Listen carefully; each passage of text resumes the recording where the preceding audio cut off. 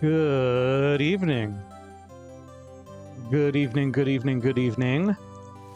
I would like to thank the Dad Joke Bot for bringing us the Dad Joke of the Day. Dad Joke number 451. I heard that the word icy is hard to spell. Now that I look at it, I see why. So something funny is happening. First of all, I wanted to get back to streaming this game, to streaming Justice for All, because we took a break last week, and as much as part of me wanted to completely pivot and just like start a totally different game, but nah, I can play a different game when I'm not streaming, and I can play this game when I am streaming, and that works out totally fine. So we're gonna keep going with Ace Attorney. Might take a break here and there, but I mean, we're gonna get at least what, 4 more streams out of this game, assuming it takes 2 streams for this episode and then 2 streams for the last episode.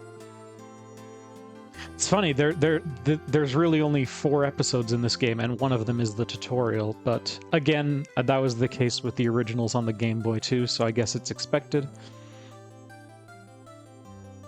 But the funny thing is, and the reason I gave the stream the title, apparently this is the worst one,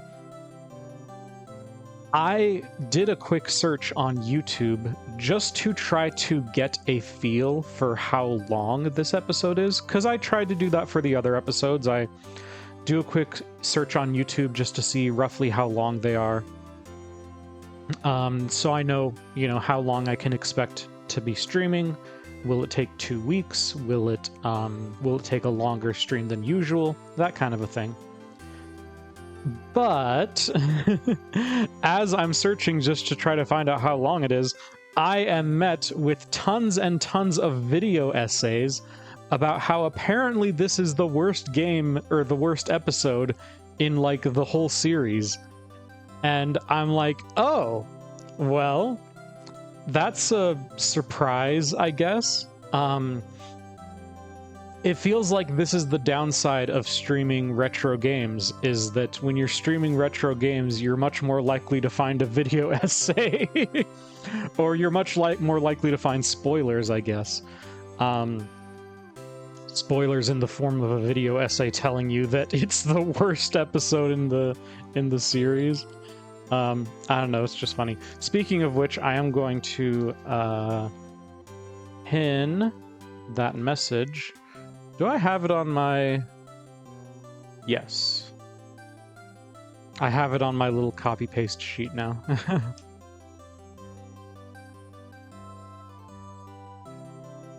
Alright. Cool. Cool. Actually, can I repin that? Hold on. Just a little bit of scuff, Just a little bit of scuff.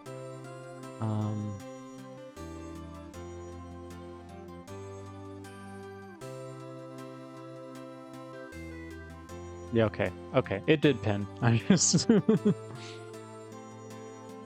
just trying to be careful here.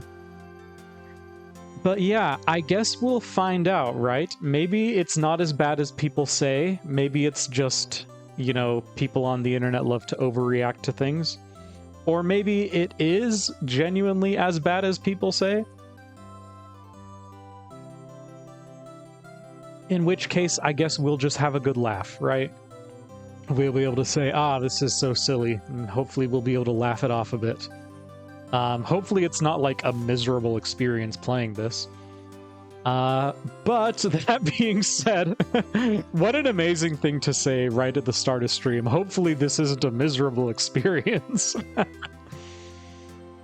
But let's hop into it. I need to go back to the title screen. All right, episode 3, Turnabout Big Top. Give me just a moment here. Okay, I actually used my cough button. Amazing. It's an amazing invention. All right, ladies and gentlemen, boys and girls, welcome to the show. Prepare to witness a man who has mastered the wonder of flight. Bro can fly.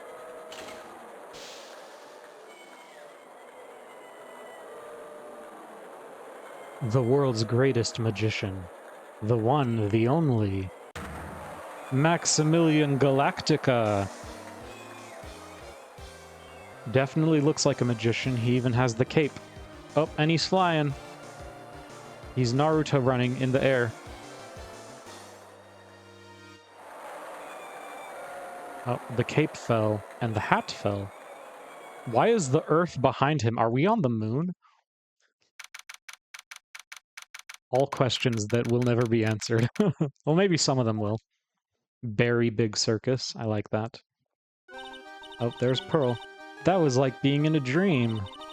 I haven't even caught my breath yet. Yeah, she, like, is only seeing society for the first time ever, and now she goes to the circus. That's like that old joke about giving a Dorito to a Victorian child, you know? That was amazing, wasn't it, Pearly? It was great. There was a dancing bear, and a tiger that jumped through a ring of fire, an elephant that rode a giant ball. Uh-oh. Insert comment about animal abuse in circuses. We're not going to get into that. Not to mention that guy who flew through the air. Yeah, Max Galactica, he was absolutely fabulous. What? Max? Max Galactica, the world's greatest magician. A Magicikian? No, a magician. Mr. Nick. What is it, Pearl?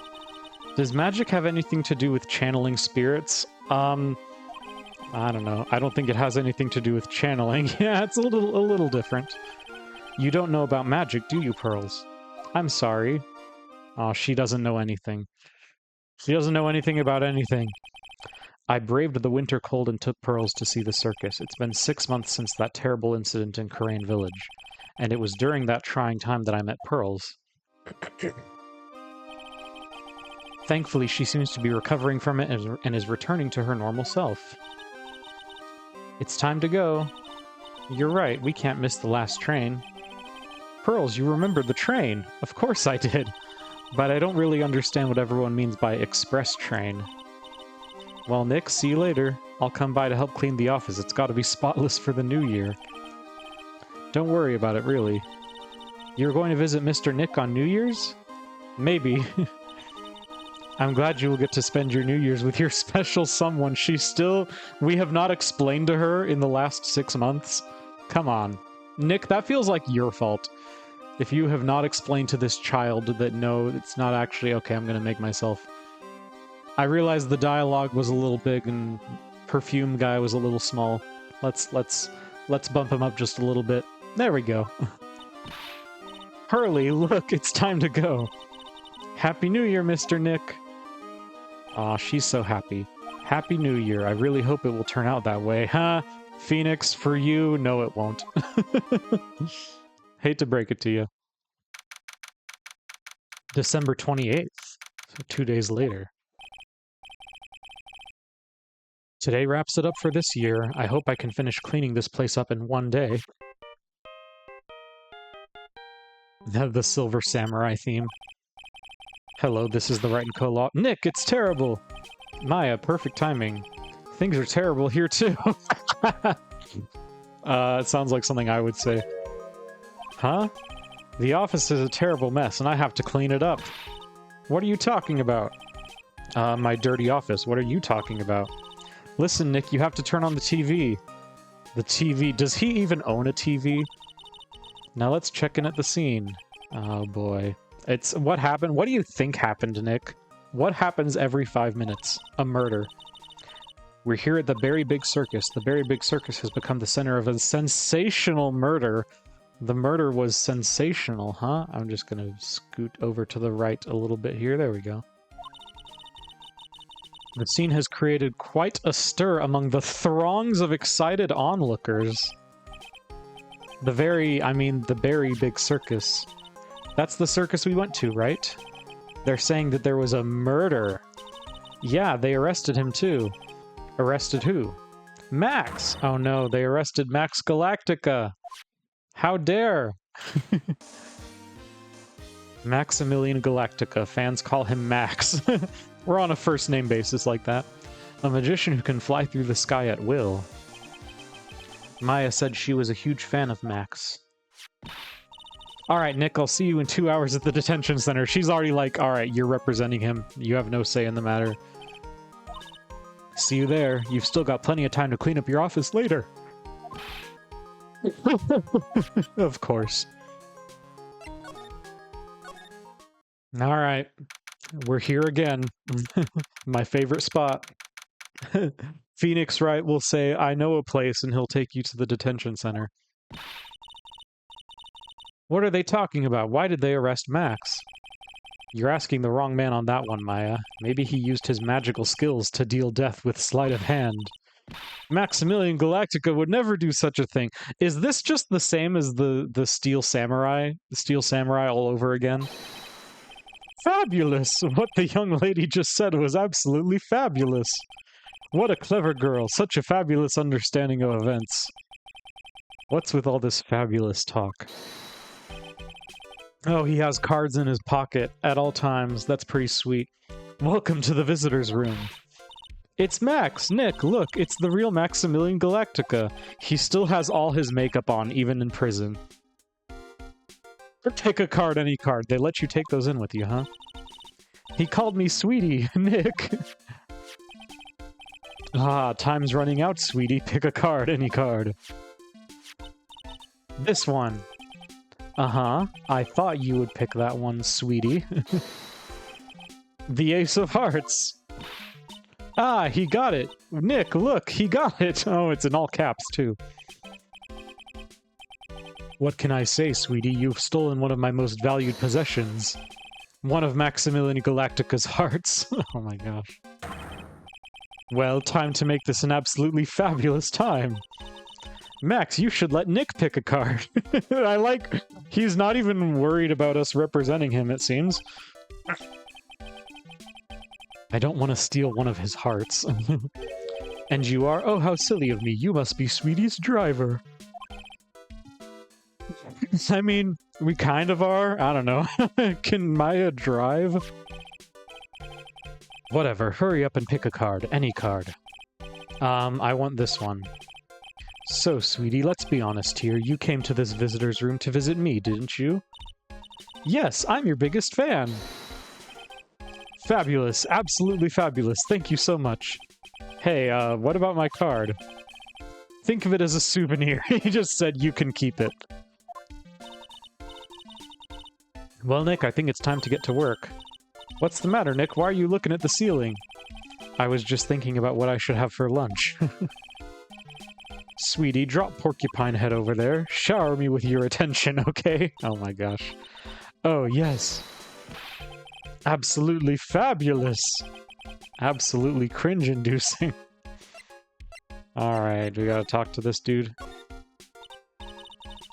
Max, I was hoping you could tell me a little more about yourself.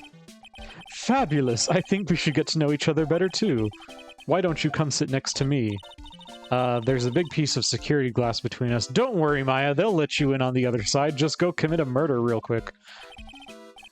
Oh, sweet Giebus, what in the world? If only I could use magic, then I could make this wall disappear. What is this guy talking about? Lately, you've become awfully famous, haven't you, Max? That's Maximilian to you, Porcupine Head. Get it straight. People nowadays, they get their panties all in a bunch over nothing. What? Anyway, Maximilian, you won a very prestigious award recently, did you not? I did indeed. It was fabulous. I won the Magician's Grand Prix, held by the Association of International Magicians. I thought the award that he won was Murderer. It's an award that recognizes that I am the most fabuloso of fabulous world magicians. Oh my gosh. This guy. There was a trophy and a bust. It was a it was an amazing day. Wow, that's incredible. Isn't it? I'm certifiably the greatest magician in the world. Magician, musician, whichever one it is. I'm going to guess he didn't win a trophy for most modest magician. You are signed to an exclusive contract with the Berry Big Circus, correct? That's the long and short of it. You sure do your research, sweetie. I'm impressed. You can't just watch a magician on TV, you know. Magic is so fabulous you have to see it with your own eyes. You're right. You're so right. However, the circus, it's a dinosaur, a thing of the past. He's not entirely wrong. Nowadays, no one even cares about what goes on there. Yeah, everyone's on TikTok. That's where all the magicians are now. Or Instagram. What do you mean? That's why I signed the contract. That's why you signed the contract? Thanks to me, the Berry Big Circus is fabulously popular. People come out in droves to catch a glimpse of the magic of Max Galactica. I revived the dinosaur that is the circus. But to me, it was just another magic trick. Isn't it wonderful? I don't know. Yeah. I made all the old crusty circus performances obsolete. But I kinda like the circus performances. Now she's sad. Maya looks a bit down. Tell me what happened at the Berry Big Circus. Ah, last night, the ringmaster was murdered. The ringmaster? You mean Russell Berry? Someone smashed him over the head, I hear. He was slumped over on the ground. Even though it was the middle of the night, the police presence was fabulous. The police questioned me at length. Questioned you about what? About everything. I was the last one to see the ringmaster before he was murdered. I saw him last evening in his room. So then why were you arrested? Arrested? Don't make an anthill into a mountain, sweetie. They just wanted to consult with me on matters, that's all. They wanted to ask him about his amazing magic. Nick, I don't think Max understands how serious this is. She's right, I think I should shock him back to reality. Don't the police tell you, like, you're under arrest for murder?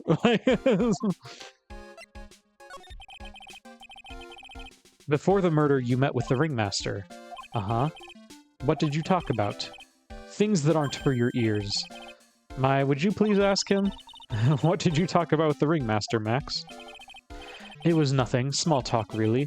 We were just having a chat about my salary. Salary? I'm the one bringing in the crowds. I think that I should be compensated as such. You agreed, don't you? Yes. That's all you talked about? Of course. It was a fabulous chat. Oh. Okay. We don't have any, like, evidence, though. Just fabulous. I mean, now he's got me saying it. What's the matter, Nick? You look all bent out of shape. Okay. But I don't have any evidence. So, do I need to go somewhere else? Or do I just have to... Do I just have to do it anyway? You know what, before we go anywhere further, let's save, because we have read a lot of dialogue already.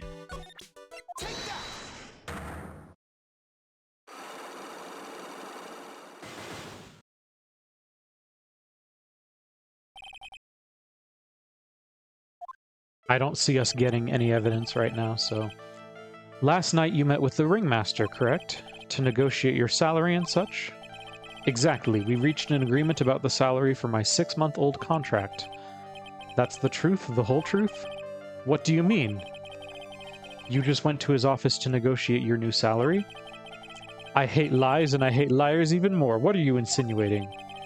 Do you have any proof that I did something other than negotiate my fee last night?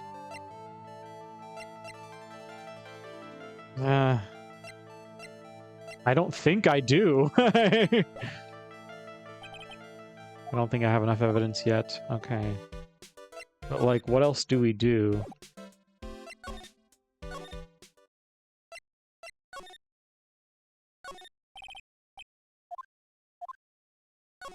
Is there anything else here? Anything in here?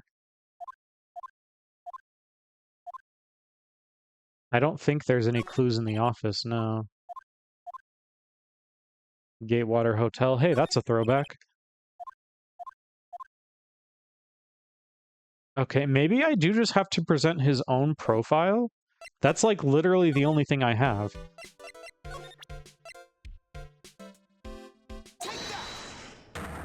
If I just have to present his own profile or my attorney badge, then I guess that's the best I can do, right?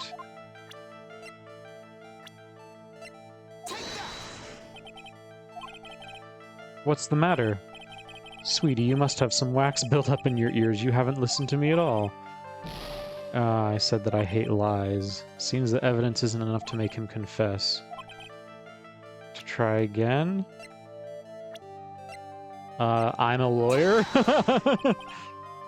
No? Okay. Do I have literally nothing? Can I examine anything in here?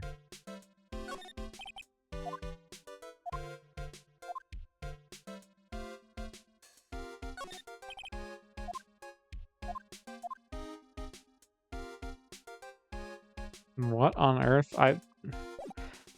Okay, I've gotten stuck before, but I feel like I've never gotten stuck this early. It costs enormous sums of money, sums that will boggle your mind.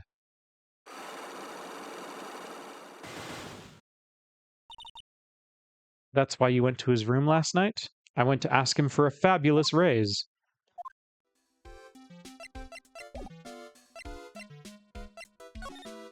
Like, I can't seem to move anywhere else. We've already talked about everything. There's literally only, like, 3 things in the court record. Okay. Geez, we are already tapping out. Like, this is very quick, isn't it? Let's see.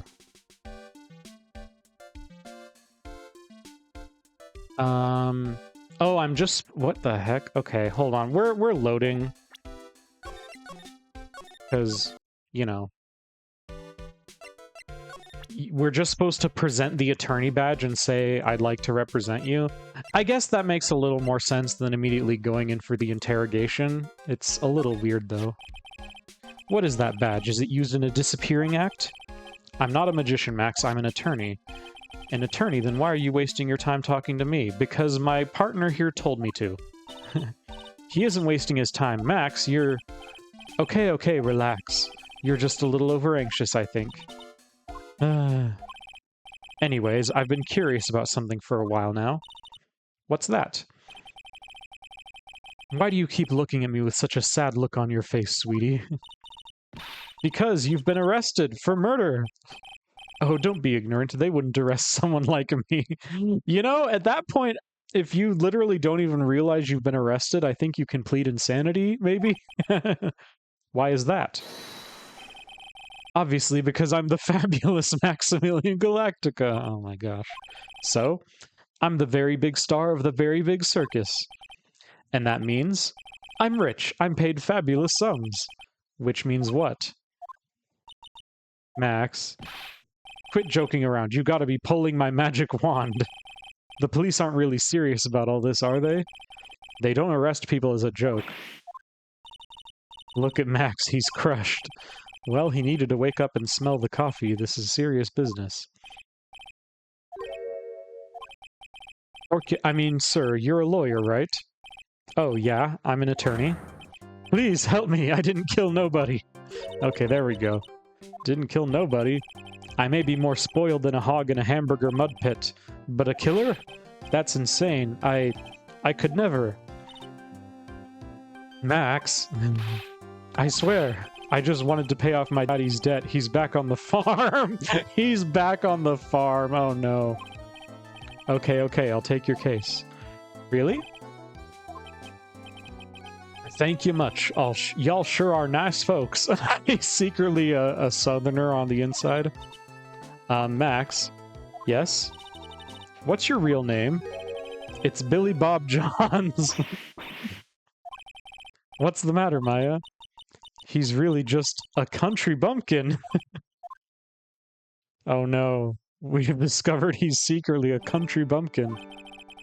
I must apologize for not being my absolutely fabulous self just now, sweetie. Huh? Mr. Attorney, A few minutes ago, you took one of my cards, didn't you? Now that he mentions it, I did take a card. It was the 10 of hearts, right? How'd he got it right again? What can I say? You too, you've stolen some of my most valued possessions. 10 of Maximilian Galactica's hearts. You sure do have a lot of hearts, don't you? I'm putting my faith in you, sweetie.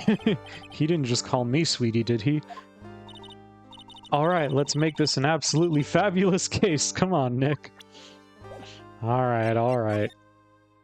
Circus entrance. Alright, now we can do more stuff.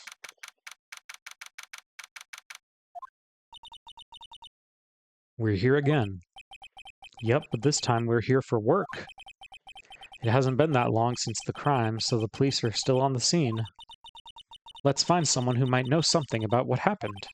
Probably gonna be Gumshoe. Let's just be real. Flavor text. It's a snack stand. They have hot dogs, hamburgers, and drinks, not to mention candy and popcorn. They've even got snow cones. Ah, that all sounds so good. Who would eat snow cones in the middle of winter? Me! Do you think we can buy some snow cones? Look around. There's tons of snow piled up all around here. Yay! Wait a second. There's no syrup, though. I want syrup. Hopefully she doesn't notice that discolored snow in the corner. That's not syrup. Oh my gosh. Look, it's Max. Even when you don't want to see him, he's right in front of you. Sure, the sign says Berry Big Circus, but looking around, it might as well be Cirque de Galactica. The stars on his cheeks sure are dreamy. How about I draw a star on your cheek, Nick? I've got a marker. No, it's all right. This is the box office where they sell all the tickets for the circus. They also sell programs. I forgot to buy one when I came to the circus last time. So then why don't you buy one now? Sounds like a plan. Oh no, it looks like I forgot my wallet. If you want me to buy it for you, just ask me already. You know I never do that to you, Nick. No, she would. This door must lead to the lodging house. No entry to unauthorized personnel. Do you really need to say no entry if no one's entering? It's almost like a Zen riddle, isn't it, Nick? I'm not even going to justify that question with a response. I bet all of the stars stay at that lodging house. Okay. Ooh, okay, we got a couple places.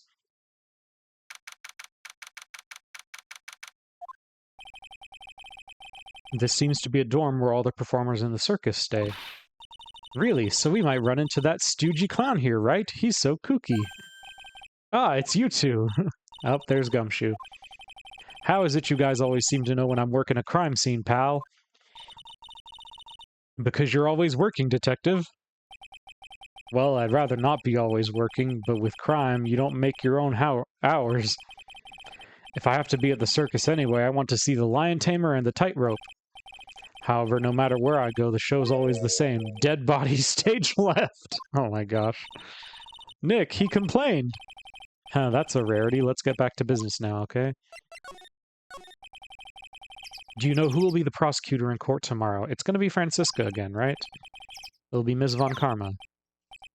She isn't going to hit me with her whip again, is she? No, she definitely will. What do you have to worry about? You only have to see her in court. When she shows up at the precinct, the sound of that whip never ends, pal. Detective Gumshoe, I'm sure Ms. Von Karma's really interesting and all, but there's someone else I'd rather talk about. Like who? Like Mr. Edgeworth, of course. You know, Nick's true rival, Miles Edgeworth.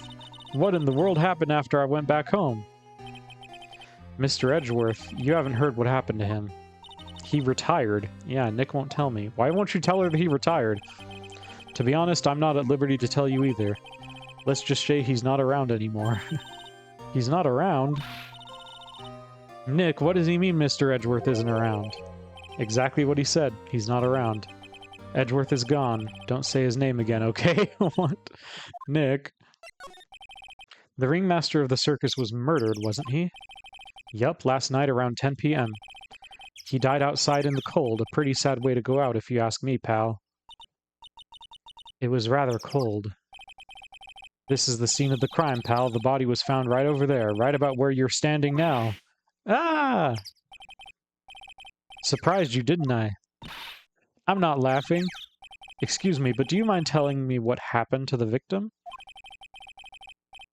He was killed by a blow to the noggin, pal. It's pretty clear-cut as far as murders go. He was discovered quickly. But there's just one thing that doesn't quite fit. There always seems to be something that doesn't quite fit. What was this one thing that just didn't quite fit, the thing you mentioned earlier? Footprints, pal, footprints. Footprints? Look at this picture of the crime scene. What's this? This wooden box under the body? No clue, pal. Some forensics experts took it back and are examining it now. And what is so mysterious about the footprints? Whoa, calm down now. Take a good look at the footprints in this picture. The victim's footprints are on the scene. That's right, pal. The problem is, the killer's footprints aren't there. Where did the killer come from, and where did the killer run off to? Where did he come from? Where did he go? No, Cotton Eye Joe. Obviously, there's no way the killer committed this crime while flying. Unless he was flying. Or what if the footprints are just somewhere else? I don't know. A flying culprit? That's when something just clicked in my head.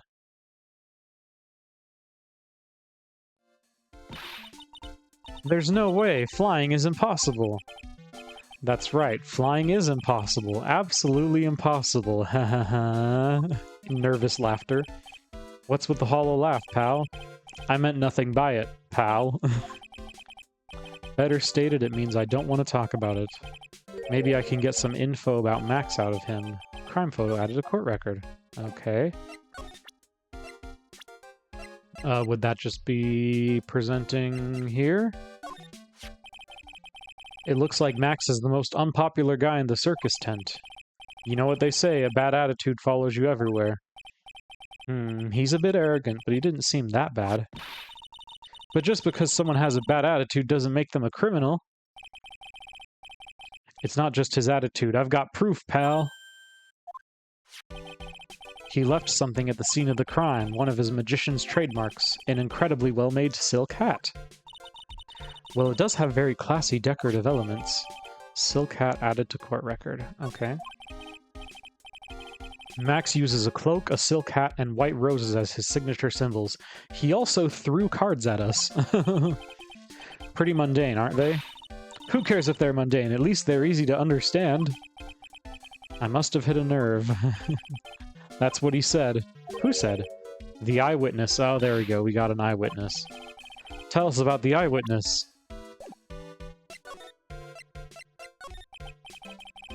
So about the eyewitness. Huh, you know I'm not going to tell you about that. That's the prosecution's trump card. Oh well, yeah, and there's no such thing as disclosure in this world. Oh, I just remembered. What did you just remember, Gumshoe? I forgot to mention that you two are barred from entering that lodging house. Well, we already did. Why is that? Oh, no reason, just something I remembered to tell you. It must be because that's where the eyewitness is. Let's check it out. Don't you dare, pal. Oh boy. Mo's room? Who is this Mo? I wonder whose room this is. The name tag on the door says Mo on it. I guess he's not here. Wow, it's a real mess in here. My room's probably worse, though. Oh well, I give up. We'll have to come back later. Okay. Yeah, I'm not gonna... They're just telling us we have to come back later. I'm gonna believe them. Alright, what about the big top? Do we just climb up here ourselves? The circus stage sure doesn't look this small from out in the audience. Wow, this is where they all perform, isn't it? Nick, do some somersaults. I'm not doing any somersaults. Why not? You look like you'd be great at it. Why do I look like I'd be great at somersaults? Grrr. Nick, it wasn't me. Grrr. Is it a bear? Oh, it's a tiger. He's coming this way. Grrr. Oh no. Did we get bitten? Did we get eaten? Are we dead? Game over? Nick, you're too young to die, Nick. Stay, heal. I'm still here. I'm not dead yet. Nick, are you okay? Aha, scared you, didn't I? Regent is such a cute tiger, isn't he? What's the matter? You two sure are quiet. You're very sparkly. Don't what's the matter me. Nick, he almost died there. Ha, he wasn't anywhere close to getting hurt, let alone dying. This little tiger hardly ever bites people. Hardly ever. And besides, people normally never get to play with a wild tiger, right? So if you think about it, you're actually really lucky. Huh? You agree, don't you? I guess. What do you mean, you guess? Why are you agreeing with her? Your costume. Huh? It's cute. I want to try it on. Costume? You mean my clothes? You don't mind letting me try it on, right? I guess not. Really? You're the best. Wow, the tables turned quickly on that one. So much for the tiger thing. Oh, I forgot to introduce myself. I'm Regina Berry, the renowned animal tamer of the Berry Big Circus. My name's Maya Fey. I'm a spirit medium. Phoenix Wright, attorney at law. When you put us up next to an animal tamer, I bet we really look odd. Yeah. Nice to meet you. Likewise. So is it your dad that died? Is that what I'm hearing?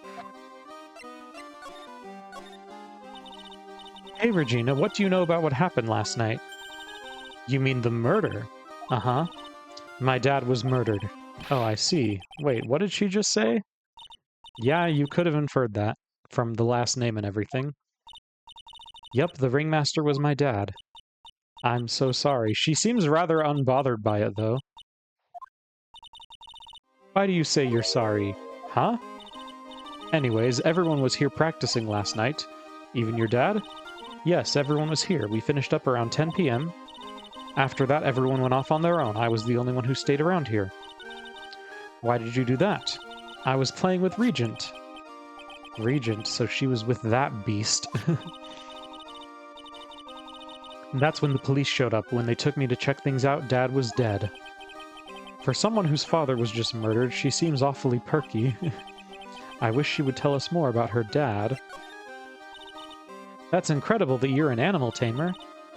If you say so. It has to be really scary. Scary? Why? Huh? Regent isn't scary, he's cute. Ever since Leon died, Regent has been my best friend. Leon. Yes, Leon the Lion. Leon the Lion, Regent and Regina. Interesting name choices. Leon, he died? Yes, actually he was killed. My dad killed him. Oh no. Why did he do that? I'm not sure why he did it. It's tough not to get charmed when she looks at you with those innocent eyes. Okay. Do we gotta present one of these profiles? It's Max. Hey, where is Max now anyways? You don't know? Nope. He's been arrested. He was charged with the murder of your father. It's okay, Nick and I will help him. Max isn't the guy, is he? I mean, the criminal? Of course he's not. I'm worried about so many things right now. Like what? Oh, she's not gonna say. After practice was over, Dad went right back to his room. His room? Yes, that door right over there leads to the ringmaster's room. I don't know why, but he went off to his room in a hurry. I wonder what happened. Also, that guy has a very big mustache. The ringmaster's room. Is probably a good idea to check it out for myself. Regina, what's the matter? What's on your mind? I'll tell you, Maya, but just you. Ah. Well, mumble mumble. What? Really? And then, mumble mumble. Oh my, that's incredible, Regina. Come on, Nick, there's no reason to pout. Don't worry about me. Regina told me that someone professed their love to her. Professed their love? Not only that, it was Maximilian Galactica. Well, that's... I mean... she said she was only going to tell Maya, and Maya just immediately... I wonder how many people have stolen one of his hearts anyways. And then on the exact same day, another person professed their love for her as well. What? Who was it? Someone named Trilo. Trilo. Apparently he is a tenor who sings in the circus. Haven't met him yet. Regina seems to be quite the hit with the men in the circus. She must have some sort of strange power over them. She's a human tamer. You're not kidding. 2 people in one day. Even I want to profess my love for her. Me too. She's so cute. What? That didn't even make sense. Okay, but I don't know if that actually helps us at all. I guess... We'll go back. Big Top Ringmaster's room. Okay. This might be something. This was the Ringmaster's room? Yes, this room belonged to the victim. Which means this must be where Max met the Ringmaster last night. Now that you mention it, that is what he said. I wonder what... that's an interesting poster. It's a poster of Max. I want it! I want it! Nick, I want it! I want to get out of here. Doesn't that look more like a poster of Regina? Or is the poster of... No, it's the other poster. There's a lot of posters here, don't you think? There are indeed. So many posters that they aren't likely to miss one, are they? Maya, we're supposed to be the honest ones around here. But you didn't even notice that I took one. Ah, she's already swiped one.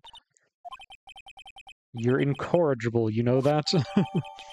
Oh, Max G promo poster. Okay, that was actually necessary. Okay, that's funny. You may not know this, but they call this a tailcoat. And they call this the face of someone who already knew that. What?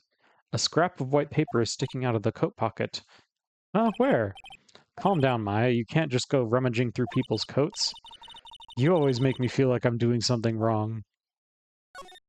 Oh, but we can't actually take it out, huh? Manila envelope? Suspicious looking manila envelope? Look at this. Max's salary is written on this piece of paper. Yikes! What is it? I didn't know that a magician... This salary's incredible. She looks like she's about ready to pass out from shock. How much is it? How much is it? That much? Incredible, huh? You can say that again. This must be the paper they used to negotiate Max's salary. The Ringmaster signed and dated it. What's the matter, Nick? Max definitely got a raise, but this document is dated a week ago. Oh, that's odd. Nick, look at all the cute trophies. Indeed, just look at all the awards this circus has won. Like All-County Quiz Champions, Ringmasters Association Mini Golf Master, Beer Belly Balloon Bounce Champ, Pet Grooming Grand Prix. Wow, the Ringmaster was multi-talented in ways I could have never imagined. Look at all the stars on this poster. This must have been the poster they used to promote their public appearances. Posters are the way to go, aren't they? What do you mean? We should make posters to promote our law firm. Spine-tingling legal action, mind-numbing legalese, you will say wow. Or perhaps, hold it, don't miss out on a stunning life-or-death courtroom thrill ride. With those taglines, our law firm would sink faster than the Titanic. Pictures? Look at all the photos lined up on the wall. It's like a guided tour of the circus's history. This is so cool! It seems like there were so many happy memories. Maybe we should do this sort of thing at our office. We can put up pictures of all the clients who have been found not guilty. And what if we had a client who was found guilty? We'll just pretend like they didn't exist. How's that? Nick, now you've got me thinking about losing cases. Why'd you do that?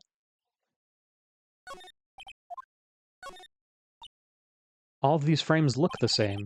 They almost look like thank you cards. It looks like every year the Ringmaster made donations to charity, to the Robot Clown Research Center. Ah yes, very important charity. You're kidding, right? What, they may be a perfectly reputable charity in the field of advanced tomfoolery. Vanity. This is where the Ringmaster applied his makeup.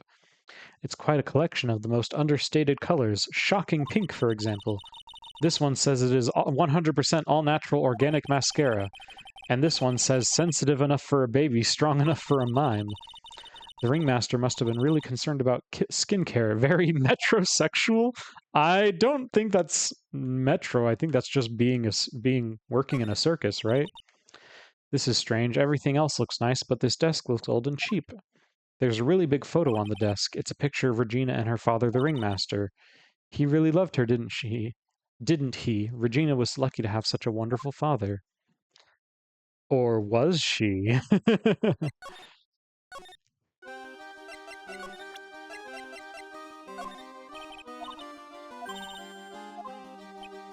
Okay, I should have expected that to be nothing.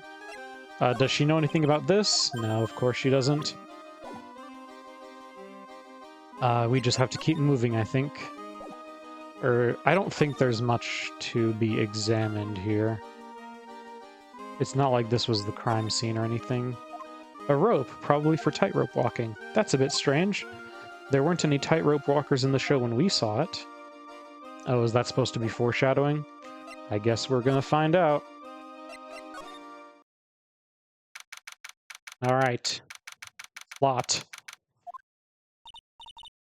Hey Nick, look over there. What? There's someone over there. Excuse me. Hello, that's a very large bow tie.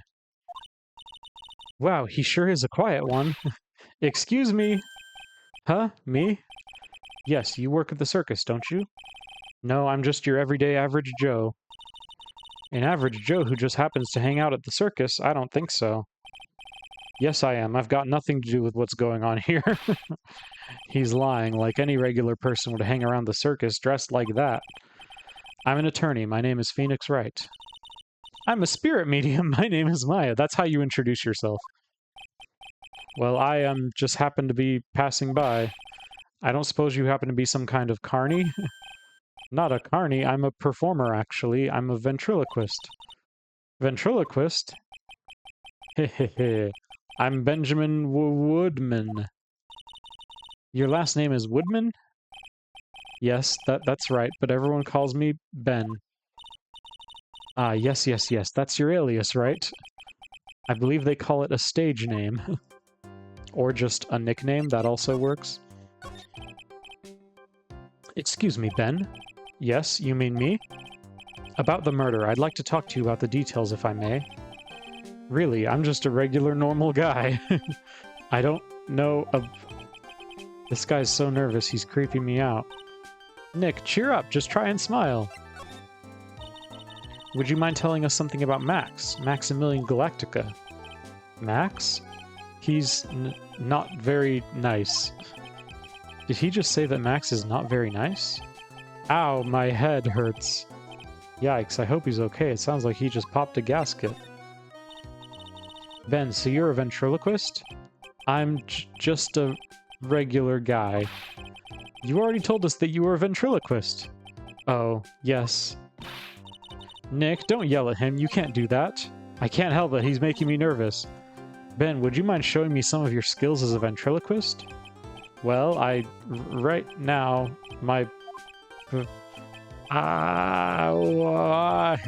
he's contagious. Oh boy. Will presenting anything help? Did you know the ringmaster? Would you mind taking a look at this? I guess we don't need you to look at this after all. Okay. Okay, this guy might be useless. I don't know.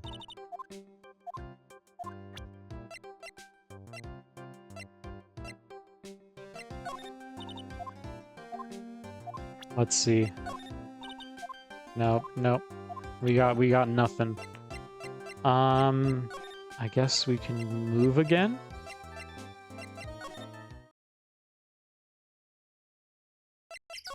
Gumshoe, you got anything for us?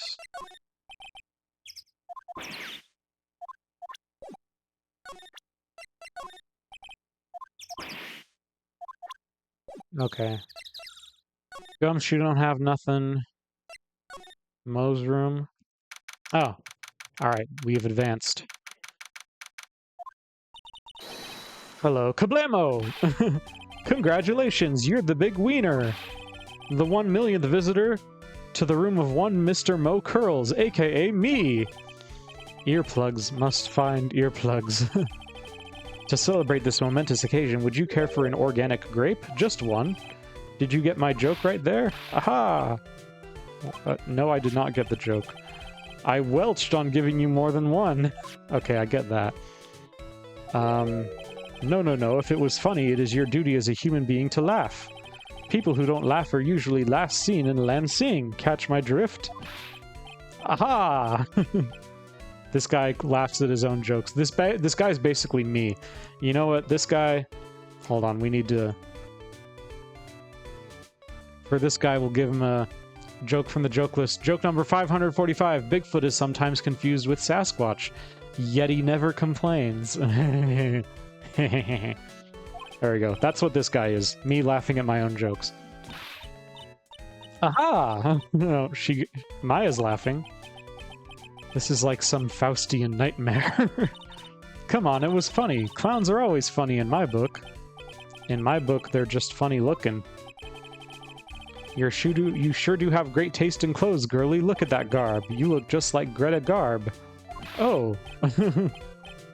I don't get it. I'm sorry. I'm going home. No, Nick, you can't. You know, I can excuse a bad joke or two, but this stooge keeps laughing at his own jokes. That's what I object to. Okay, I get it, but you have to admit he is kinda funny. No, I do not have to admit that, because he isn't. Oh my gosh. Will you let me talk to you already? Could you please tell us more about the Berry Big Circus? It's a very big story. You sure you got that kind of time? And the hits just keep on coming. This circus has been in business for 20 years. We all performed under the guidance of the ringmaster, Russell Berry. 20 years? Wow. Working in the circus is never easy, especially nowadays. With movies, TV, and bowling, there's just too much competition. Is bowling competition? But I love the circus! I love it too. That is why I've been here for 20 years.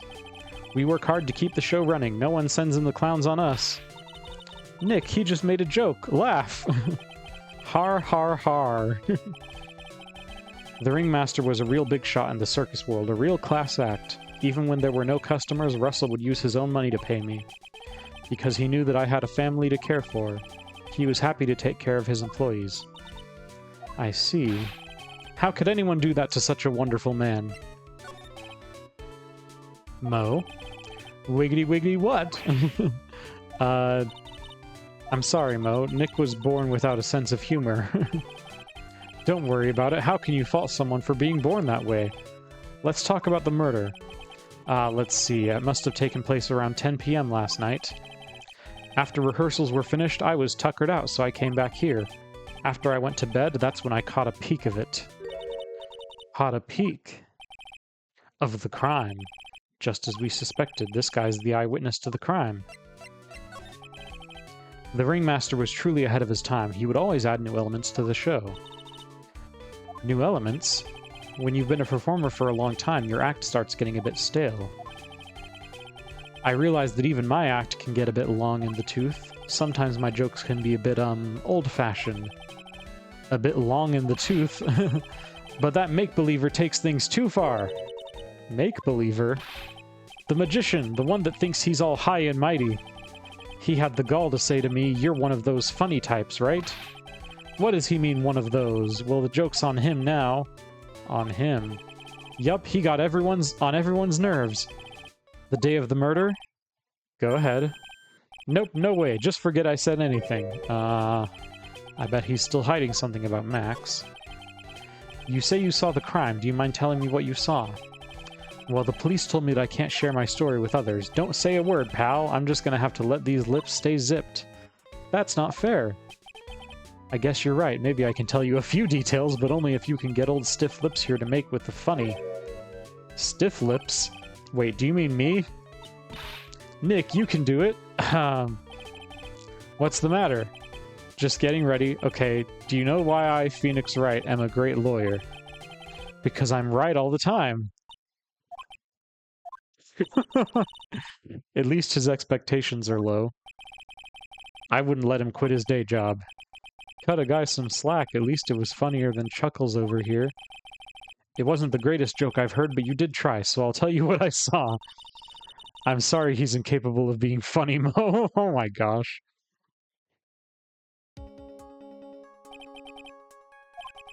That night, once I had tucked myself into bed, I heard this amazing noise. It was incredibly loud. It sounded like a giant thump. Once I had heard it, I jumped out of bed. That's when I saw.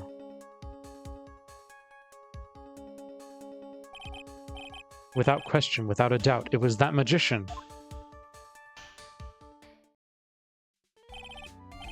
That's all I saw, but it just proves how terrible that man actually is. He knows more about Max than he's letting on. Yeah. Does presenting him do anything? If he thinks he can kill the Ringmaster, it's only just that he should die, too. Mo? Sorry, I crossed the line.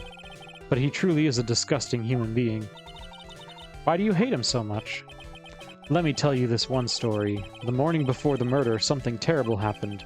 Max clonked Ben right over the head as hard as he could. Ben, the ventriloquist with a speech impediment.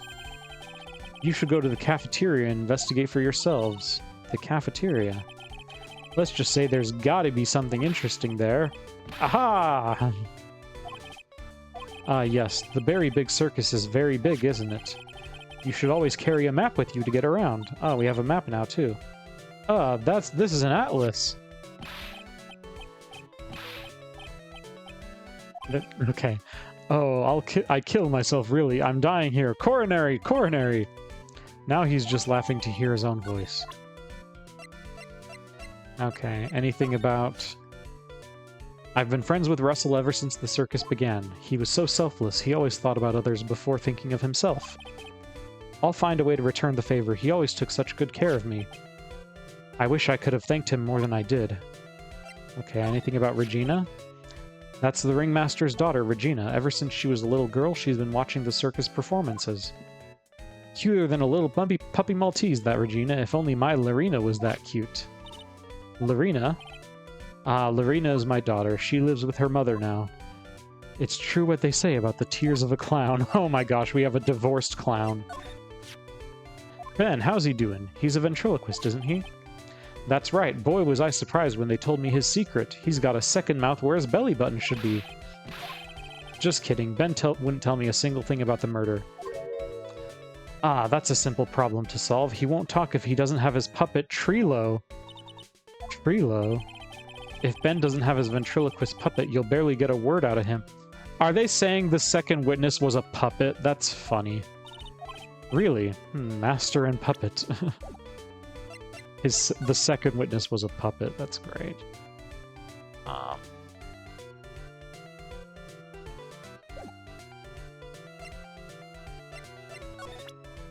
Anything else worth presenting?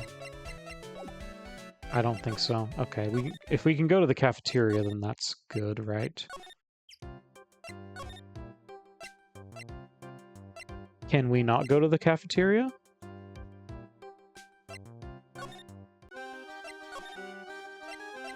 No. There it is. It's just in a different spot. Ew, this place is gross. This must be because of last night. They didn't have time to clean up after dinner because of the murder, just like me. That reminds me, what was it that Mo said? He said that yesterday Max clonked Ben over the head here. He also said that there's gotta be something interesting here. Nick, what's gotta be interesting? Don't ask. Huh. Oh, whoops. I was trying to click the other button. Is that this right here? What's this? Must be a bottle of juice or something? Watch out, Nick. There's broken glass all over the floor. A broken bottle just lying in the middle of the floor. Do you think it means anything?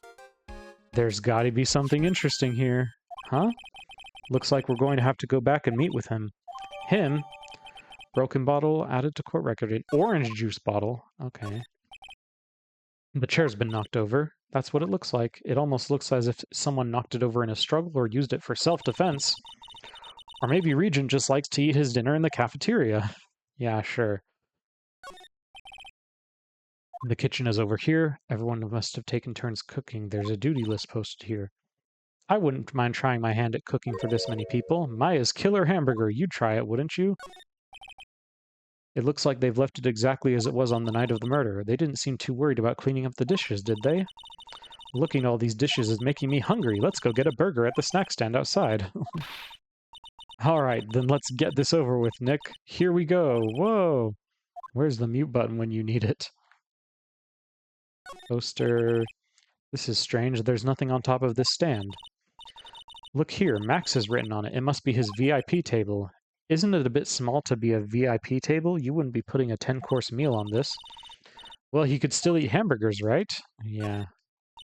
Keep our cafeteria clean. Doesn't seem like anyone ever read this sign, huh? Maybe they should make it easier to understand. Clean it or die. Well, that would definitely make them clean up. Yeah, it would. There are dirty dishes all over the place. It must have been too hectic last night to clean up.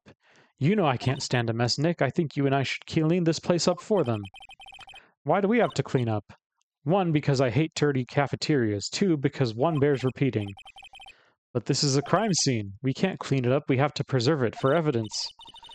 You know I really hate dirty cafeterias. Not as much as I hate cleaning dirty cafeterias. Good point, Nick. A bulletin board for, bulletins. It doesn't look like there are any useful clues posted here. Boring. Maybe we should leave a juicy tidbit for someone to read. Juicy? You know, like a fake clue. Maybe something like, message from the killer. Give it up, Maya. You know Gumshoe would take it all seriously. Okay.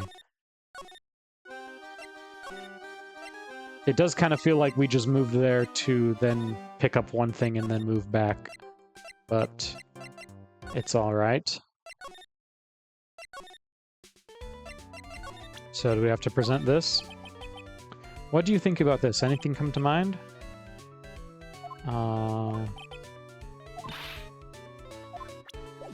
Okay, apparently not.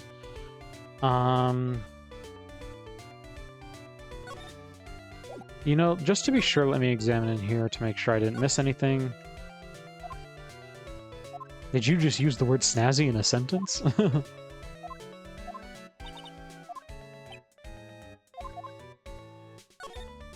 Oh, whoops,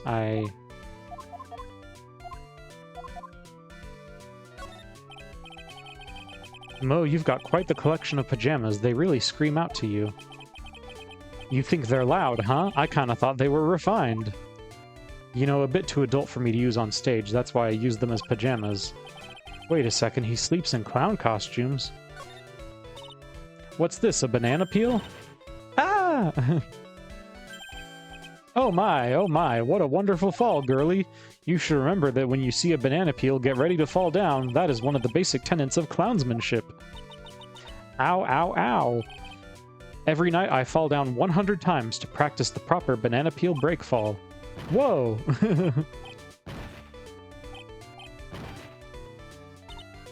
Wow, he really is a pro, huh, Nick? His falls are totally different than my slip.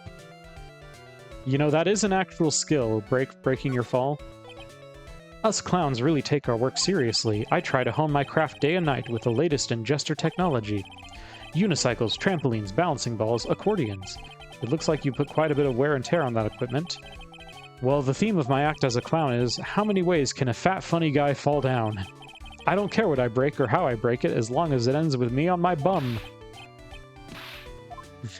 Okay. What are the carrots on the ceiling? Carrots are one of my trademark props. Yup, I saw you use them. You must believe in a carrot and no stick approach. You pulled the carrot out in front for motivation, but I guess the trick is gauging what flavor you want each day. Exactly, you were really paying attention, weren't you? You know, I eat about 5 of those carrots every single day. If you eat that many, you're gonna change up the taste every now and again. I didn't understand any of that, nor do I ever want to. There's a hole in the ceiling. Why is there a hole in the ceiling? Maya's asking all the good questions today. Well, I was riding a pogo stick and I guess I just overdid it a little. Overdid it a little? What can I say? Sometimes things get a bit crazy in one's college days. He put a hole in the ceiling with his pogo stick? With his head? Take a look at my desk. Aren't I the most studious clown you've ever seen? Every free moment I have, I spend it studying or reading. The classic Pull My Finger or Clown Car Maintenance and Repair. Not to mention the bestseller Jean-Luc Delaluc's Guide to Obnoxious French Periods. What? They all seem to cover rather basic topics, though. Maybe he's just trying to cover all of his bases. Exactly, I want to be a Renaissance clown. Too bad he didn't buy How to Be a Funny Clown. Oh, poor guy. Okay, looks like there's not much else in this room. Oh, a window? You can see the scene of the crime from here. You can even tell that the ground has been disturbed. It's right in front of his window, about 30 feet away. I guess it wouldn't have been strange for someone to have seen the crime from here. Okay.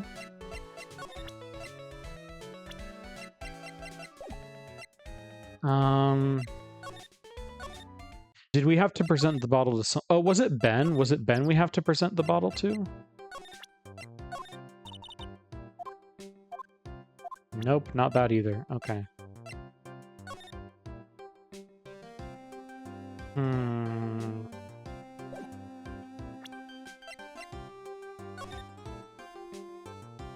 Oh my gosh, that's quite a poster. We have to find this guy's ventriloquist dummy. Okay, I should have known that. I think I already did that even.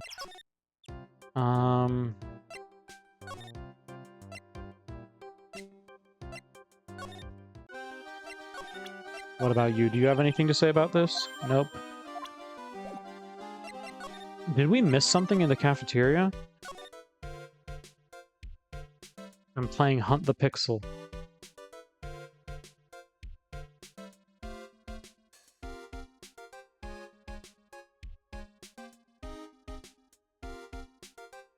Okay, did it say anything here? What's...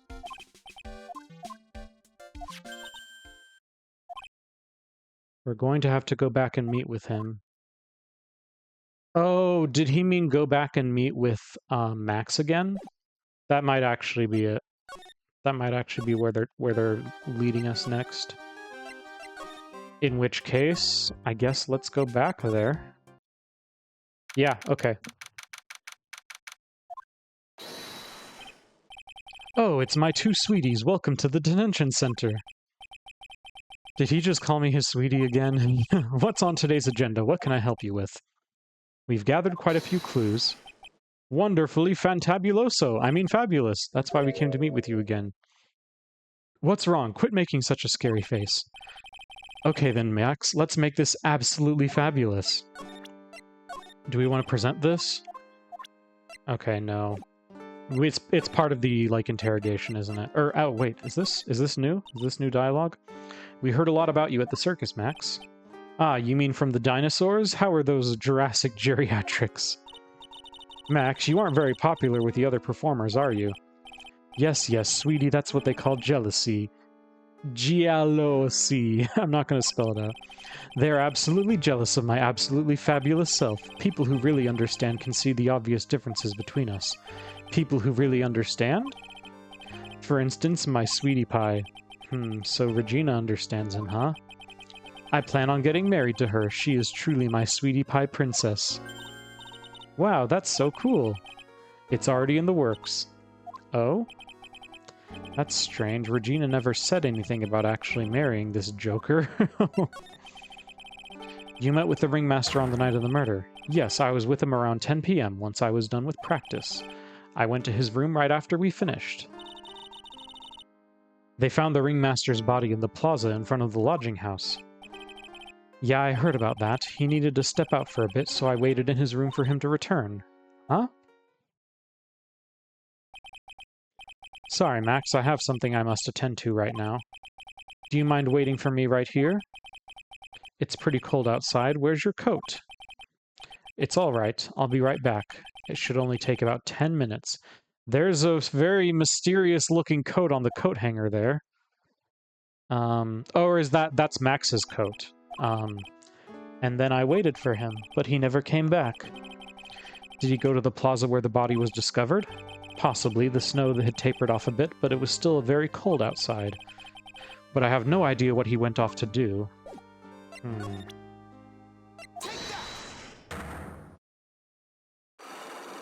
Let's see if we can do this now.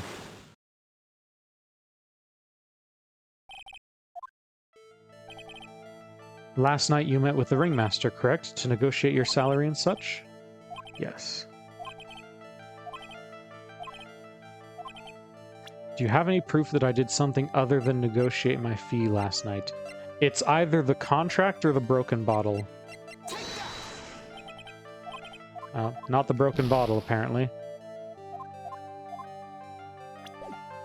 Okay, let's save real quick, actually.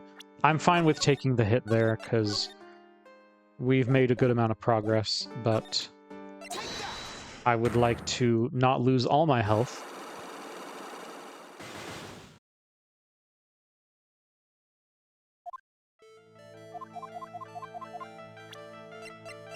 Alright, contract?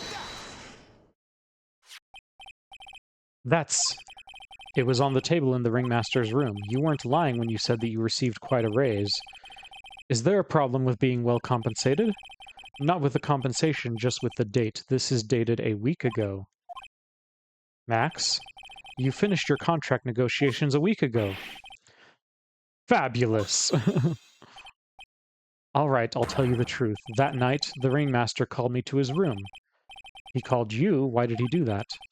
Sorry, sweetie, that's private. The ringmaster called him. I wonder if there was some sort of problem. Max, perhaps you could share with me what you two spoke about. Well, not if I don't have to. Isn't this why the ringmaster called you into his room that night? Is this one the broken bottle? Isn't this why you were called to the ringmaster's room that night? Where did you get that?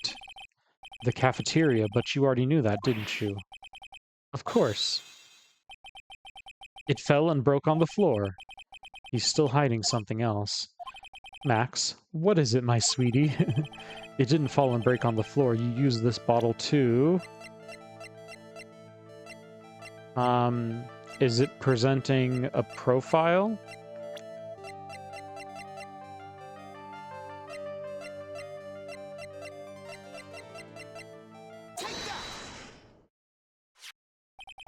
Ben.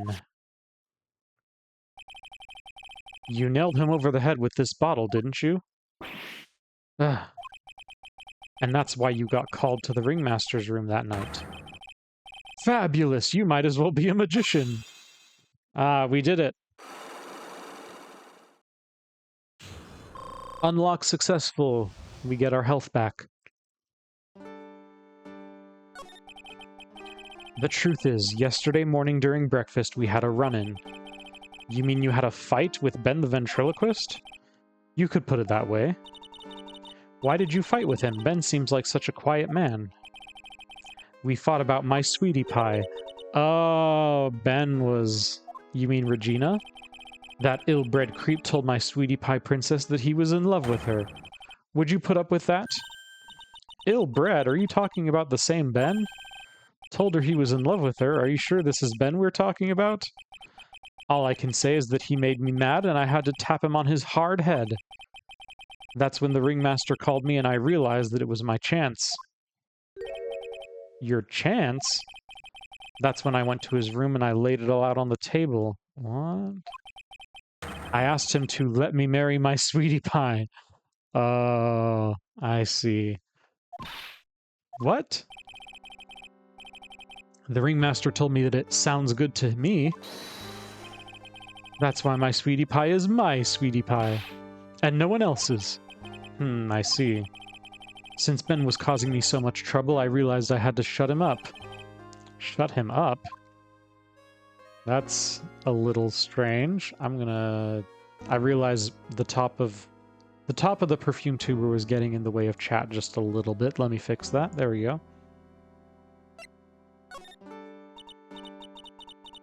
What do you mean by shut him up? You don't know, do you, my sweeties? Trilo can't say a word, not without Ben. Trilo. Oh, so when she said earlier that Max and Trilo both confessed to her, that's funny. I don't know. The puppet, the ventriloquist's puppet. His real name is Trilo Quist. But a puppet doesn't talk. I know, that's why I hid it. before the police came and took me away, of course. If that puppet started flapping off at the balsa, I'd be screwed. You hid him? You mean the ventriloquist puppet? You are so smart, sweetie. Where did you hide him? What? Sweetie, you aren't thinking of trying to add him to my defense, are you? Well, Ben does seem awfully lonely without his puppet. Fabulous! That should have taught him a lesson. Okay, I hid Trilo in the ringmaster's room. You don't mind going there and getting Trilo for me, do you, my sweets? No problem, none at all. Thank you, Max. Oh boy, you know I can't stand to see my sweeties in a jam. Then don't go hiding puppets. Okay. Now we're going back.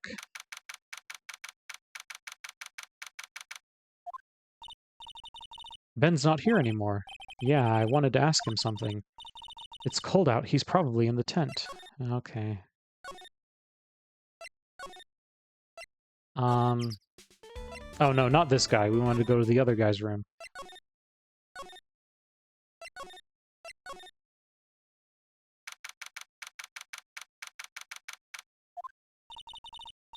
What do you think, Nick? I wonder if we've been making any progress. Don't be so negative. Of course we're making progress. But everyone loved the ringmaster, and there's no sign of footprints on the scene. There's still a lot of mysteries left to be solved. Of course. And now Regina isn't here. I'm not seeing how that's related.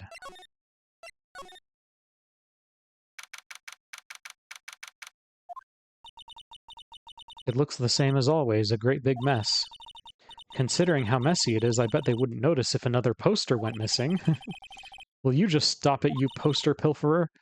I'm just kidding. You know I already got one of those posters. You mean stole one of those posters.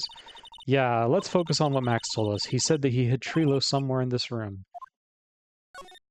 Yeah, where?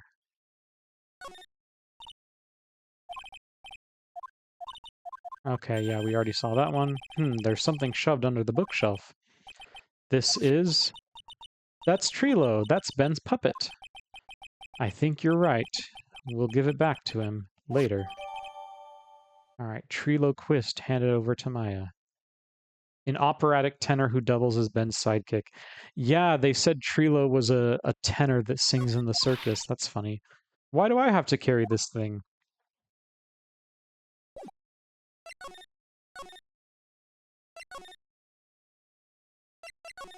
Anything else in here? Hey, Ben! Hello. Hello to you too. It's awfully cold today, don't you agree? I do indeed. Don't you think it's cold, Nick?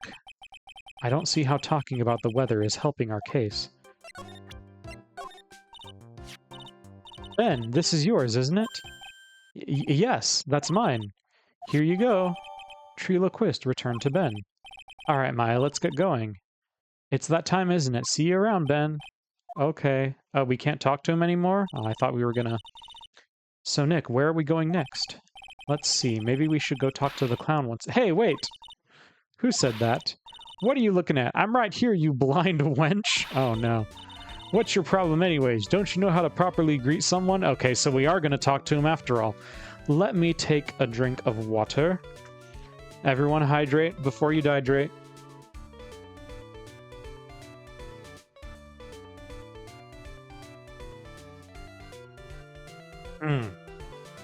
Water.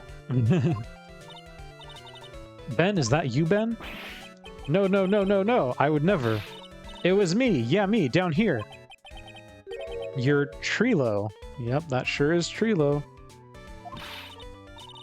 That is Mr. Quist to you, sir. Learn some manners before you blurt out my name.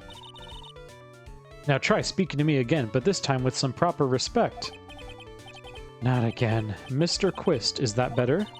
No, look at me when I'm talking to you, you 8-bit excuse for an attorney. Hey, we're not 8-bit.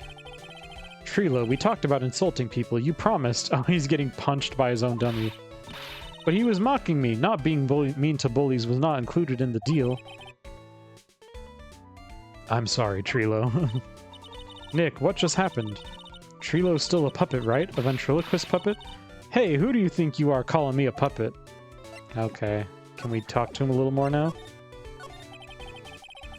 Tell us what you know about the murder. You talking to me? I said you talking to me? Don't look at him when you're talking to me. Treeloquist, you behave, young man. Shut up, Woody. What? What murder are you talking about? You mean the one where they offed the old man? I guess so. No need to make such a fuss about things. That old mutt paid us all peanuts. Treelo, you can't say things like that. I didn't raise you to be that kind of puppet. Don't you have nerve pills or something to take right now? These two are really an odd couple, aren't they, Nick? Okay, I'll talk. Gramps got clobbered over the head. Let me lay it all out for you. The pay sucks, the clown sucks, and my partner has his hand up my pants. Your partner, you mean Ben? Yeah, the creepy old guy who never finds it in himself to leave me alone. Tell him to back off from me, will ya? He's just another one of the dorks around here. Oh my. But I'll be fair. In this cesspool of human garbage masquerading as performers, holy smokes. I found my Madonna. Your Madonna? Regina, my lovely Regina. She is stunning, right, Ben? Well, I'm not sure if I would go that far. You'll have to excuse him. He does not understand of what he speaks. I, on the other hand, am an appreciator of true beauty. Hence why I shall marry her. Marry? The ringmaster got knocked upside his cheap head by that flying fraud. You mean Max Galactica? Why do you say that? Treelo, straighten up. Don't accuse people like that. Straighten up? I'm made of wood. Besides, you were there. You know what happened. You were there? Heh, if you're that interested, then I'll let you in on the facts. You're going to marry Regina. That's right. She doesn't quite realize the joy that awaits her, does she? I think I'm beginning to see why she seemed troubled. Well, I don't care. It's my choice, not hers. We're getting hitched. I know you think that, but... But what? I gave her a special gift. I gave her the wonderful gift of song. You gave her a song? Well, I am a renowned tenor. You'll be happy to know that I've decided to grace you with one of my songs. Me, me, me, me, me. What? Okay, no, I'm not saying this. I'm not saying any of that. Well, the melody's pretty good, but those lyrics, I think they need a little work. Who asked you? I'm the artist here. Thanks. Now that Treelo's here. Does that mean you can talk normally now? Hey, buttface! You must be looking forward to tomorrow, aren't you, Mr. Ambulance Chaser? You know, it's time to get rid of that pesky magician once and for all. I like to think that this isn't even a ventriloquist dummy, and it's just like a possessed doll that talks on its own. That would be surprisingly fitting for Ace Attorney. Treelo? Enough jibba-jabba, let's get to court already. Oh boy, there he goes. Hey, wait a second. Nick, what's going on? He's a witness for tomorrow's trial. What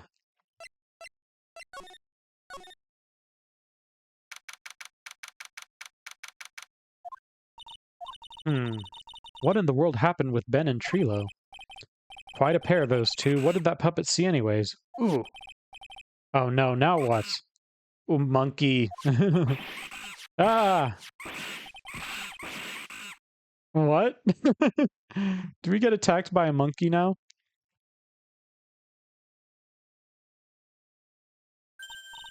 Hey, welcome back, Nick. That monkey. Ah, my badge. That monkey stole it. What? Hehehe. Mr. Attorney, that face was so cute. You looked so completely dumbfounded. Regina. You, that monkey. Hey, no need to get angry, okay? But my attorney's badge. Don't worry, I'll help you out. Okay, if you say so. If I don't get my badge back, how can I flash it? By the way, the monkey's name is Money. Money the monkey. His name is Monkey Money? Money? Money the monkey? The monkey is called Money? Yes. Well, the rich ape just stole my attorney's badge. Mind if I get that back? I'll see what I can do, even if I have money problems. Huh? Whenever Money sees something shiny, he takes it back home. That's pretty funny. Well, I guess I just have to find out where Money disappeared to. I think that's your best bet. You should probably just ask Uncle Mo. He might know. You don't know? Well, Money isn't exactly someone I am on friendly terms with. Oh, it's not one of your animals? He's not really the kind of animal I work with, even if he does need taming. Oh, I see. Go to Moe's. I guess that it is time I revisit that kooky clown. Do you mind telling us a bit about Ben? Ben? You mean the guy that is always hanging around with Trilo? What do you mean, hanging around? Well, he was there when Trilo told me that he was in love with me. Trilo told you he was in love with you. Yes, he did. Kinda cute, don't you think? He's so smart, and he's such a wonderful singer. I love him. But what about Ben? What about Ben? He's got nothing to do with me loving Trilo. Like sand through the hourglass, so are the days of the circus. Oh my gosh. Regina, you were proposed to, weren't you? Proposed to? Nope, that won't be for a while. Really? That's strange, isn't it, Nick? Yeah, Max and Trilo both said otherwise. They said they asked for her hand in marriage. But Max only talked to the ringmaster about it. I forgot about that. He asked the ringmaster for her hand, not Regina directly. So I guess Trilo hasn't asked her directly yet. What? He's going to propose to me? I'm so confused. How about you, Maya? Huh? What? What do you think who do you think I should go for, Max or Trilo? Wait, you do realize that Trilo is a puppet? Huh? I don't care that he's a bit stiff. Oh boy. Okay, do they both have a profile? No, Trilo doesn't have his own profile. That would have been funny.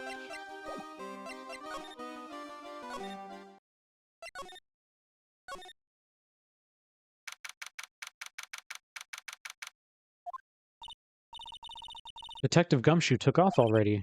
Yeah, probably because we ditched him earlier.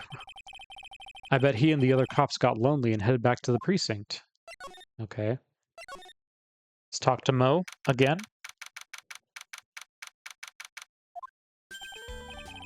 Oh my, if it isn't Mr. Right all the time. It's all right to be wrong every now and then, right? See, Nick, it just took a while for the joke to find its audience. So what can I do for you? Did you remember a good joke you wanted to tell me? Pull up a chair, or maybe just pull my finger and let me have it. We're going to get the same sound effect either way, aren't we? How'd you know I put a whoopee cushion on the chair? You really know what it takes to be a clown, don't you? This guy... See, the problem is with all the ha-ha-has, his dialogue ends up taking forever. About Regina. Regina is such a pure, innocent child. She's such a cutie, too. She was born and raised in the circus, you know, but that means she doesn't really know much about the world outside the big top. Sounds like Pearly. For her, every child's dream of the circus is her everyday reality. She lives in a dream world. She sees dancing wild animals, men flying in the air, and one very funny clown every day. The funny thing is, that all seems normal to her because it is her everyday life. I guess that explains why she thinks she can marry a ventriloquist puppet. Don't ask me if her reality is a good thing or a bad thing, though. A clown sees life simply, without complications.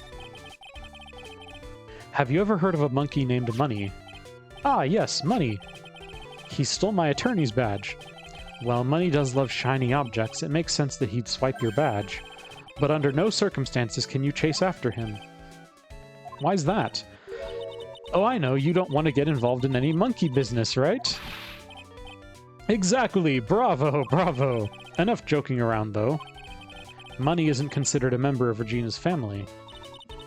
Then who does he belong to? I'll be happy to take you to where his owner is staying. You mean right now? Of course, shall we go? Should we go with him now or wait a while? Yeah, we're gonna go. Nope, I see a tuba. And a tire. Acro's room. Oh. This is it. What's wrong, Mr. Wright? I can't breathe. Don't be such a wimp. You only had to climb 2 flights of stairs. Anyways, this is the place. Acro's room. Acro? He's an acrobat. It seems like he's not around today. That's a big pile of junk over in the corner. I don't think it'd be wrong to assume that Phoenix's stuff is over there too. Just be careful to make sure you've got the right stuff. Thanks, Moe. See you later. Money the monkey added to court record. A monkey who takes care of Acro, not the other way around, huh? Well, yeah, there's all the shiny objects. Holy cow, there's a fork and a mirror, everything's shiny. There's even a really cheap-looking knockoff wristwatch. Look at this, it's a trophy, and it's really heavy. Nick, I found it, your badge, it's right here.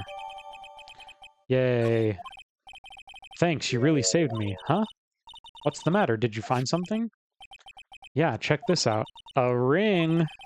There's something engraved on it. From T to R. From Trilo to Regina? Oh no.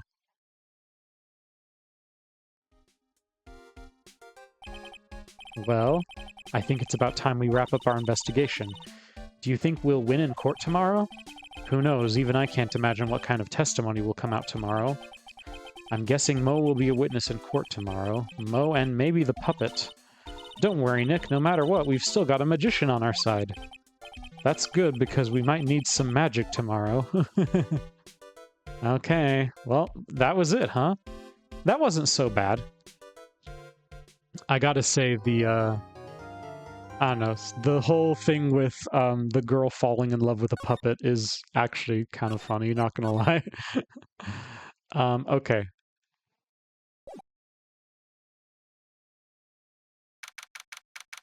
December 29th, 9:43 a.m. We are actually going to take a break here, because... Should we let this music play? Yeah, let's let this music play. So I am going to go to... Oh my goodness.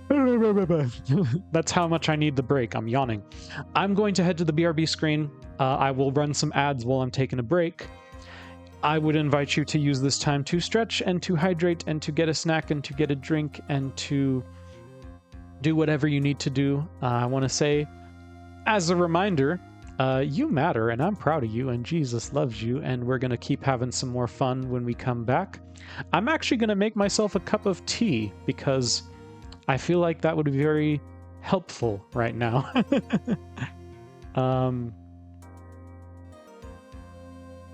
But yeah, I will see you guys very soon.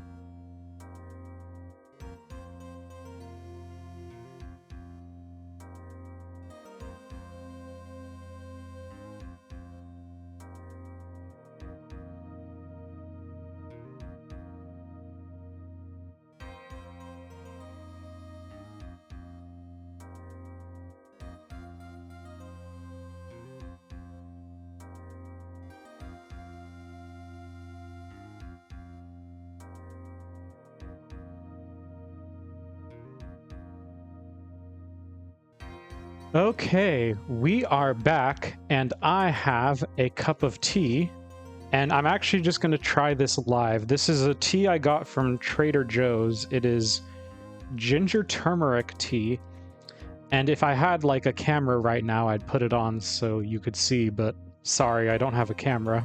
It's just my perfume. Could I like Photoshop a cup of tea on top of the perfume tuber?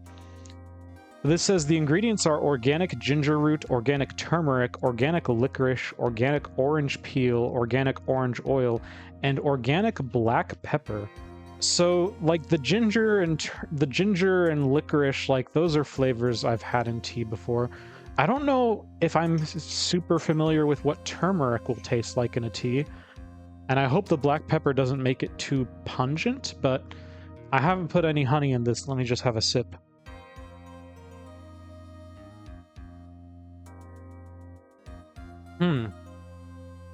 Okay, I feel like what I'm getting there is mostly ginger. That's not bad at all. I do think it'll be better with a little honey, though, so I am actually gonna... You can't see me doing this. I'm turning my little honey jar upside down to actually get the honey to come out. You know what? Should I just leave it for a bit? Hold on. This is so silly. I'm doing this, and you're just looking at the non-existent gameplay footage. Did you guys hear that? All this because I just wanted to say, hey, what if instead of, you know, reacting to my tea out in the kitchen, what if I reacted to my new tea live on stream? Wouldn't that be fun? That's very nice, though. I'll be taking sips of that while I play. I have to remember to actually take sips of it, because there's been other times I've made tea on stream and then not had any of it, and then it just sits there and gets cold. But welcome back from ads, welcome back from the break. I hope you enjoyed. Good morning, Max. Max? Milk. What? If I don't have a glass of milk before I go on stage, I just can't function, sweetie. Stage? Don't worry, there won't be a stage. All you have to do is sit down.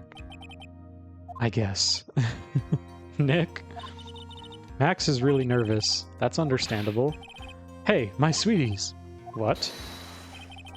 You don't think I should fly, do you? Huh? No, I don't think flying will help your case very much. You know, you've got to make a good first impression. When I enter the room, maybe I should fly in and warm up the crowd a little. Yeah, I'm sure that'll be a great idea. No, no, no. We can't be having you flying around the courtroom. It just wouldn't be right. Imagine if you hit someone. Don't worry, Max. Just do what Nick says and everything will be okay. Oh, sweetie. What is it this time, Max? Why don't you try flying into the courtroom? I can see it now, the dashing young lawyer flying in fabulously from above. One glimpse of that and everyone in the room will be on your side. Max, really, no one needs to fly today. Nick, what's with that look in your eyes? I like the sound of that, dashing young lawyer flying fabulously. Yeah, you know, Phoenix would actually like for people to be on his side for once. That would help. That would help him a lot, I think.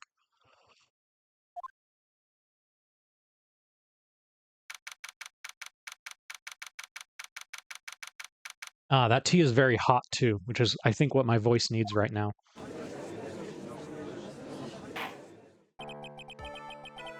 And now the case of one...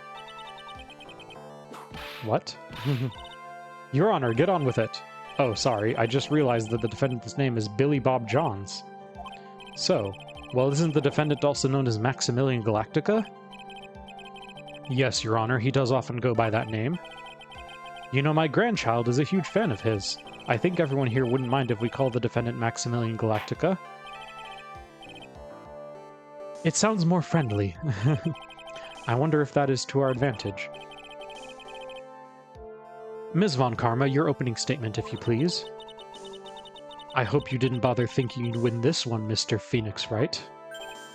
Huh? That spirit channeling trial was a sham. I refuse to acknowledge its legitimacy. It did not count. Do you hear me? She must still be upset about what happened last time. You have no chance. Zero, zilch, nada. I'm not losing this case. Why, you ask? Because it is not in the nature of a Von Karma to lose at anything. I guess being born with the name Von Karma is a free pass to be arrogant and annoying. Watch and learn, Mr. Phoenix Wright. I'll show you the textbook procedure for proving how absolutely guilty you are. Me? Guilty? What are you talking about? It will be my ultimate revenge. She's gonna try to get him accused of murder?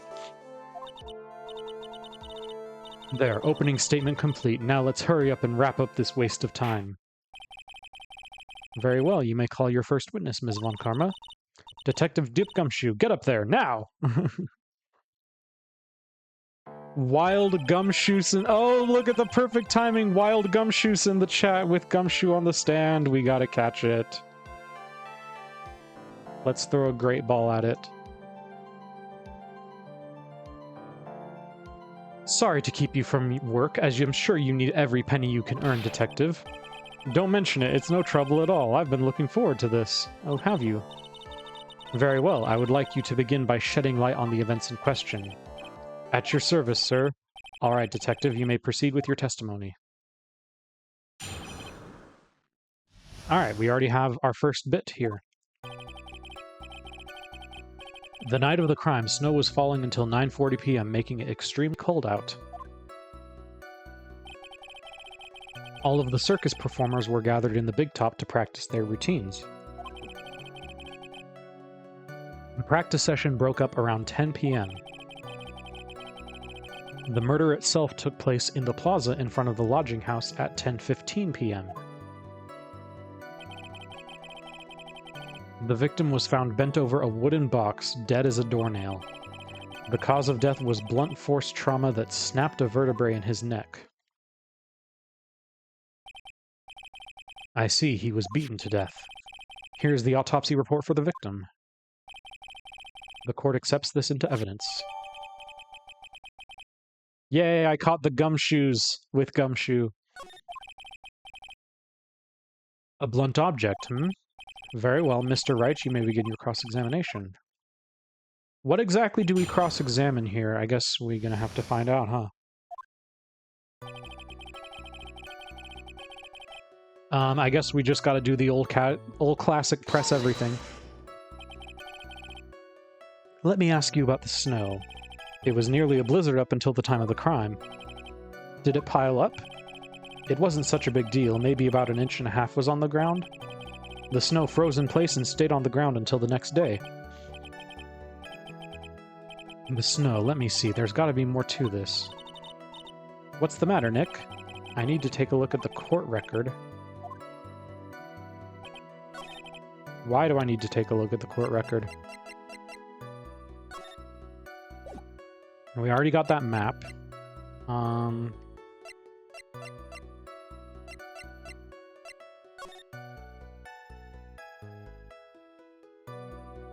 I mean, there is snow on the ground, yes. I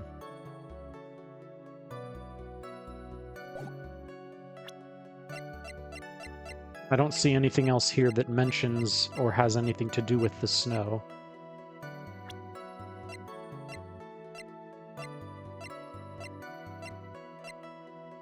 Yeah. Let me just read that again. It was nearly a blizzard, but then it didn't. It was nearly a blizzard, but then only 1.5 inches of snow.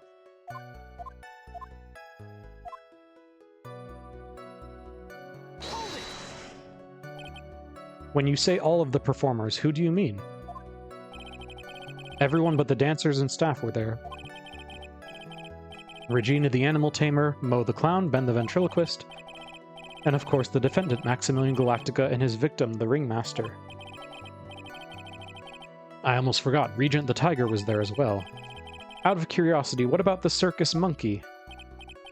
When I was investigating yesterday, he happened to snatch my wristwatch. Detective, you're welcome to file a police report after these proceedings. Practice broke up around 10 p.m. After the practice was over, where did everyone head off to? Regina was playing with Regent while Mo went back to his room tired from work. Ben the ventriloquist went to the front gate, absorbed in his own world. The ringmaster and Max went off to the ringmaster's room to talk privately. Talk privately, huh? That's awfully suspicious. You wouldn't happen to know what they were talking about, would you? It seems they were negotiating Max's salary. Actually, Max was asking for Regina's hand in marriage.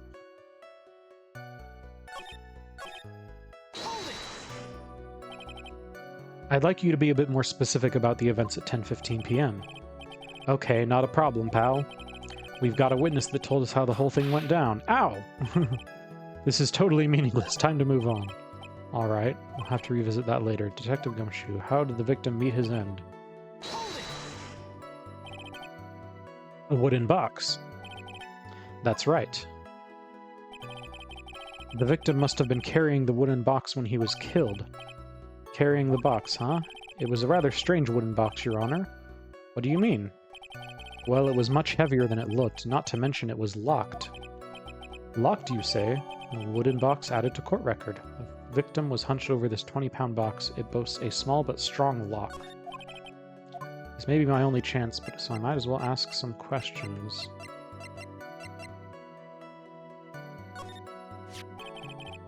This wooden box, you figure it weighs about 20 pounds, right? Sounds about right. The whole thing is lined with iron. Iron plating? Why do you think it's lined with iron? I figured they just did it to make the box heavier. Yow! I think we should all do without your guesses, Detective. Stick to what little you actually know. Sorry. Suffice it to say, the box is really heavy. Much better. You may continue on. I'm gonna see if asking a different thing, yields anything. About the lock. You said the box was locked. How exactly was it locked? It had quite a sturdy lock on it. It took quite a bit to open that bad boy up. Usually you can do it with a rock. So when you found the box, it was locked, correct? Yes, it was. Some of the forensics team took it back to the precinct to crack it open. I see. Continue, Detective. Okay, what about the contents? That was the last thing it let us ask about.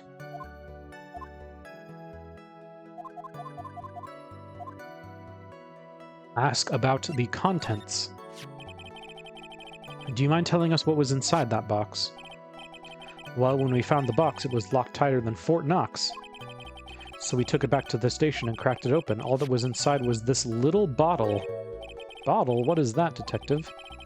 Exactly what it looks like, Your Honor. It's a condiment bottle. What's inside the bottle? It's filled with pepper.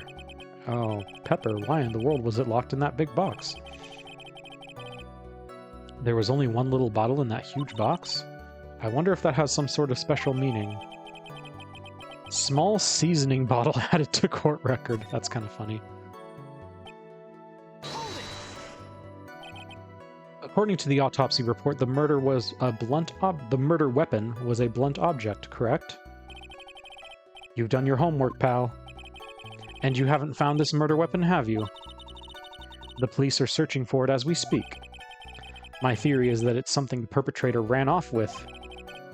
You would think so, especially since you didn't find it on the scene. No, I bet he made it disappear with magic. Well, I think we have a good feel for the details of the event now. I guess that's all we're gonna get out of Gumshoe in this case. You mean all we're gonna get out of him is that little bottle of pepper? Now that we have wrapped up with the detective, I'd like to call my next witness. I'm not even off the stand yet. Obviously, but that's due to you being slow and unable to take a hint. I don't know, but wrapped up has such a mean sound to it. I'm a sensitive guy. Poor Gumshoe. Thank you very much, Detective Gumshoe. You may step down. Ms. Von Karma, call your next witness. I would like to call Mr. Benjamin Woodman to the stand. Aha. Is he going to talk or is he going to use the puppet? She must be talking about Ben the ventriloquist. I wonder if Trilo will show up on the stand as well. Yep, there's Trilo. Also, I just realized the name Ben, if you put together Ben Trilo, it's kind of like Ben ventriloquist. Ha. I get it. My full name is Trilo Quist. I am employed as an operatic tenor. Did they... Yeah, Benjamin Woodman. Also Woodman, and like he has a guy with wood, or a guy that's made of wood. I don't know. Excuse me, the witness called to the stand was one Mr. Benjamin Woodman ventriloquist. That robe must be cutting off your circulation. I said that I was a singer. Maybe you don't believe me. Fine, I'll grace you with a song. Ahem, me. The world of the law, exciting and daring, guilt or innocence. Decided by a judge dressed up like a woman. Well, what do you think? It had a good rhythm. It's just the lyrics. They leave something to be desired, so to speak. Trilo, you know better than to insult a judge. Shut up, just look at your nose. You think you'd have some sense to fix it. It's so ugly I want to punch you in the face, and the off-chance swelling would help. You know what, your nose is the reason that you'll never be an A-list star? Oh my gosh, this guy's brutal. Celebrities must really enjoy saying everything that flashes into their minds. What's going on here? Order! I demand to know who the witness is. Don't worry about me, sir. I'll let Trilo handle this. I'm not worried about you one bit. I'm worried about getting testimony. Ow! You won't get anywhere trying to figure out this witness. Now let's proceed. I mean, for once, I think she's not wrong. Like, trying to figure out what's up with this guy is not going to get us anywhere. Once practice was over, I left the tent with the stooge, I mean clown. Once we got to the lodging house, I ditched him and went back to the plaza's entrance. That's when I saw Max heading towards the scene of the crime. He was the only one heading that way. How could that punk not be the killer? Then the police showed up and took Magic Boy away. You saw Maximilian Galactica heading towards the scene? You're sure of that? Without a doubt, he had on his silk hat, cloak, and the dumb white roses on his chest. How can you mistake someone with that crazy getup and his nose stuck up so high? That's enough. I think we all get the picture. Just one thing. You said you ditched the clown. That's right, dress boy. Well, since you weren't with him, couldn't that mean the clown committed the crime? He's got a point. What a shame. It was a nice theory, but the clown can't be the culprit. Why's that? Here's absolute proof. A silk hat? This was found at the scene of the crime. It belongs to the defendant. Ah. Without question, he was wearing his signature hat during practice. If the clown was the murderer, there would be no reason for this hat to be at the scene. Well done, Ms. Von Karma. Your prosecutorial skills are unrivaled. Well done. Thank you for stating the obvious. Mr. Phoenix Wright, what do you have to say? Okay, I guess she's the boss again today. Okay, not quite sure what it's leading us towards, but let's see. The clown, you're talking about Mo? Of course I'm talking about that old fart. He's so pathetic, I can't stand him. Just a little bit of exercise and his makeup is running all over the place. Once practice was over, he was 9/10 of the way to healing over for good. Poor guy. We didn't have any choice, so Ben took him back to his room. When it comes to being a first-place loser, that guy's ahead of the pack. Then what happened? Once we got to the lodging house, I ditched him and went back to the plaza entrance. Why the plaza's entrance? To do some thinking, of course. It was awfully cold out that night, especially with all the snow around. Wouldn't thinking in your nice, warm lodging house have been a better idea? Mr. Phoenix, right? I think you should leave the thinking to the witness. But I'm a good thunker, at least my teachers always said I was.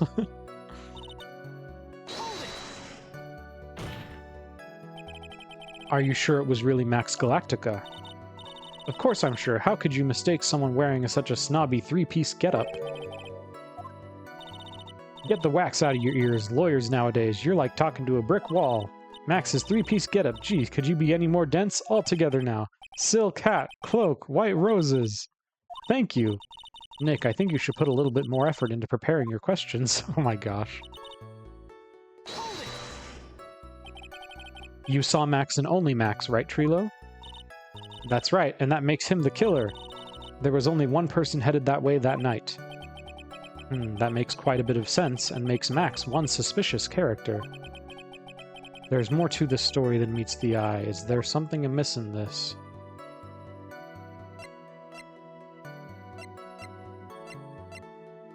He would have had to also see the Ringmaster, right? That's a bit strange, don't you think? What's strange? That you only saw Max. Doesn't it seem like you should have seen someone else as well? Where are you going with this, Mr. Wright? Who else do you suppose the witness could have seen? He would have seen the victim, right? That's the victim. That's correct. If Trila was at the entrance to the plaza,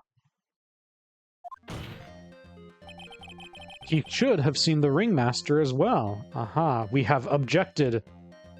Objection, I yelled. Well, I didn't actually yell objection. That's kind of a shame. We didn't actually get to yell. Ah! Obviously the Ringmaster arrived at the scene of the crime before the witness could have seen him. Anyone with sense could have figured that one out.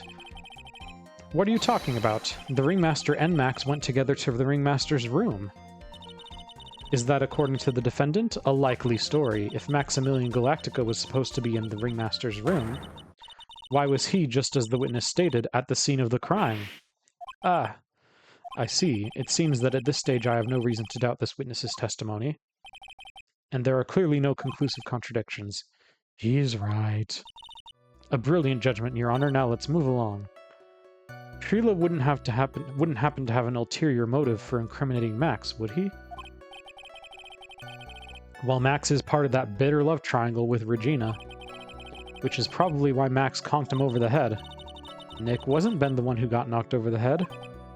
Yeah, I think so. I don't know anymore.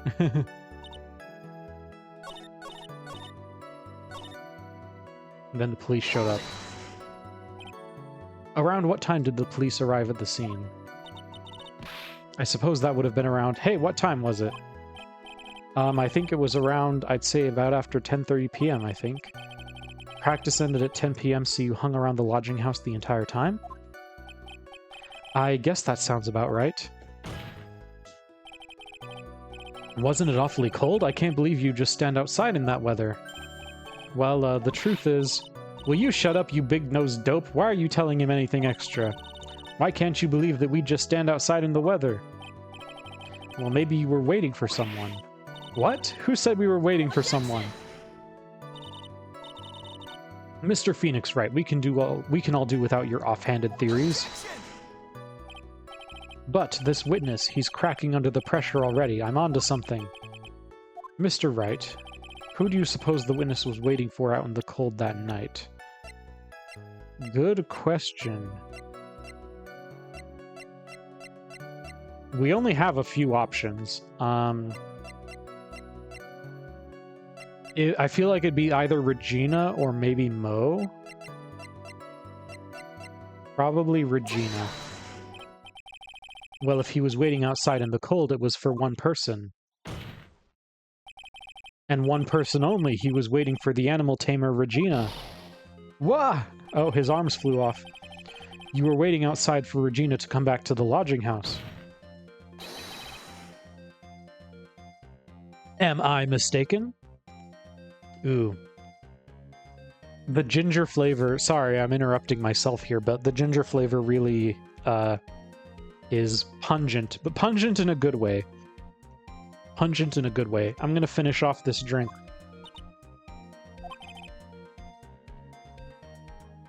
Is this true? Well, you can't really ask me that question. Yeah, it's not me that's in love with her, it's my puppet. Even though the puppet looks exactly like him. Who cares who I was waiting for that night? What's important is what I saw, don't you forget it.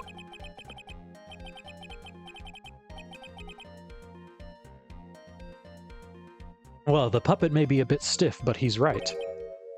Huh? All right. There is obviously a reason why this witness was there that night. He spent all that time waiting for Regina to arrive. Moreover, even if someone else would have walked right in front of him. I doubt he would have paid them a second thought. Ooh, we're gonna save just because we're remembering to save often. Ah. That makes perfect sense. What did you just say? The witness saw the defendant at the scene of the crime. However, he did not see the victim on the way to his eventual demise. If you accept that, then you must accept that there is a high likelihood that he could have missed someone else other than Max heading to the scene. Ow! There's absolutely no proof that the witness was waiting for the animal tamer. I guess you got me. All right. I'll spill the beans for real this time. It's true, I was waiting for Regina. Well, thank you for helping us out there, Mr. Dummy. Pain! Don't volunteer things. Mr. Quist, tell us the truth this time, and I mean the whole truth. Were you or were you not waiting for Regina at the entrance to the lodging house? I was. I was waiting to propose to her. You were what? Waiting to propose? What's the matter? You think that humans have a monopoly on marriage? The matter of puppet marriage is not under review in this case. You're the judge. I mean, look at your horrible outfit. More pain. Thanks to your bumbling, my perfect plan is not so perfect anymore. Now we have to waste time getting to the bottom of some silly proposal by a puppet.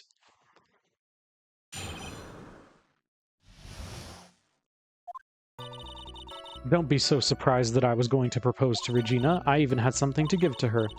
I kept it in my pocket, waiting for the chance to propose and give it to her. Of course, I also had it in my pocket that night. It was a present for her. In the end, I wasn't able to give it to her, so I've still got it in my pocket. Do you? You were going to propose a puppet. Don't be so obtuse. Just because I'm a puppet doesn't mean I can't love. I guess you're right. Just because I'm old doesn't mean I couldn't propose to her too. Exactly. His honor is looking a little less than honorable right now. I feel like, especially given that the court record says she's 16, this is maybe aged poorly. People have grown a lot more sensitized to that. We are saving often.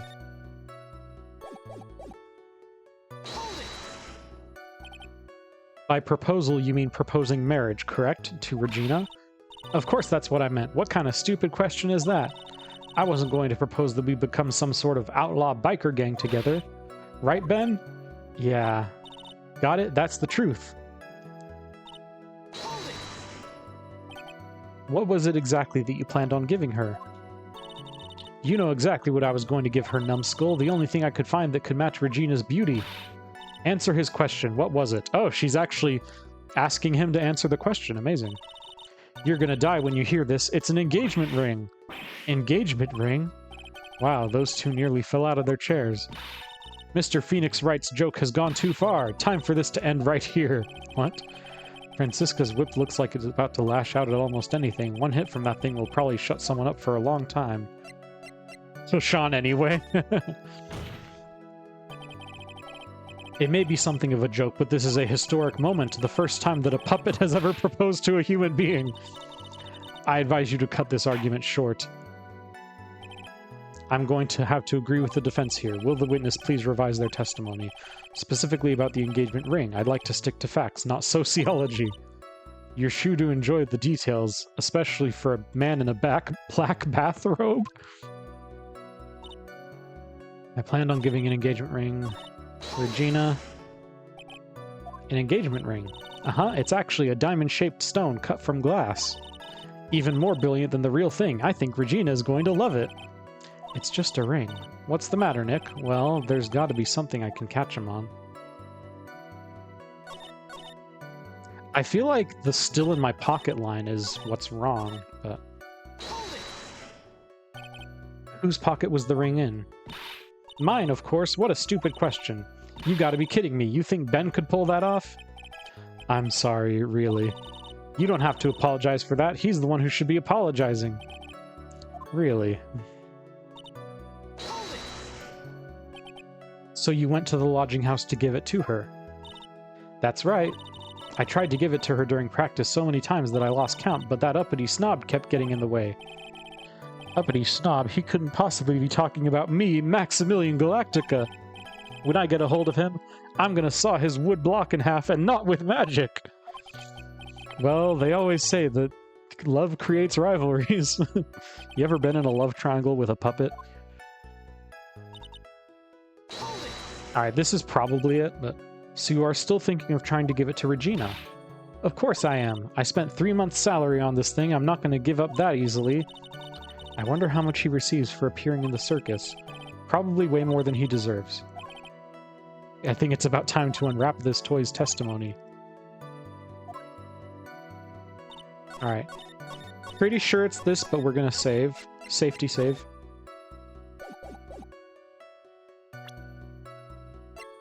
Be like, you don't have it. I have it. Preload, do you mind if I show you something? What is it? What are you talking about? Uh-oh. Looks like they're going to double-team me now. Do you recognize this ring? Ah, that's mine! Give it back, thief!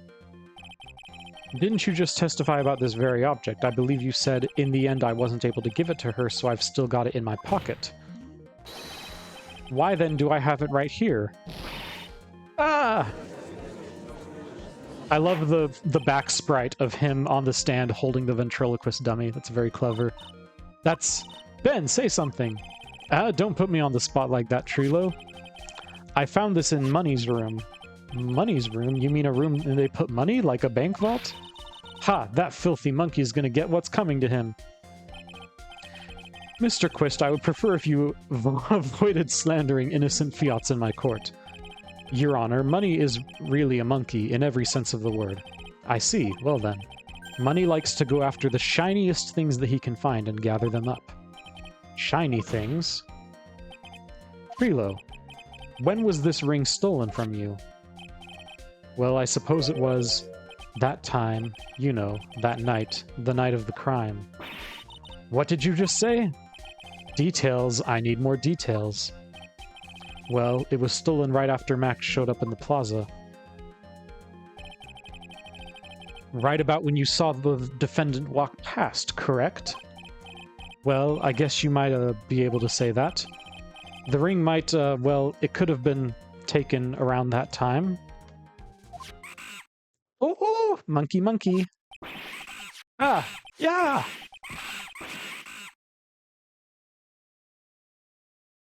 Yep, that's what happens when you got an angry monkey coming at you.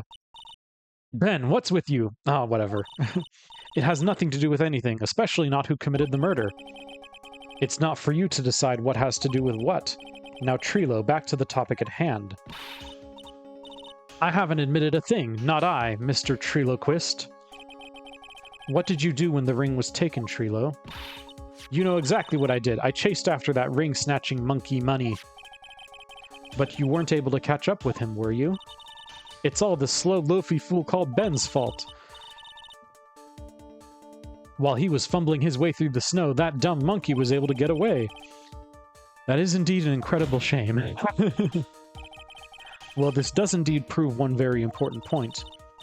Prove an important point? What point could that possibly be? Ben doesn't exercise enough. Gotta bluff and say Ben's testimony has a flaw.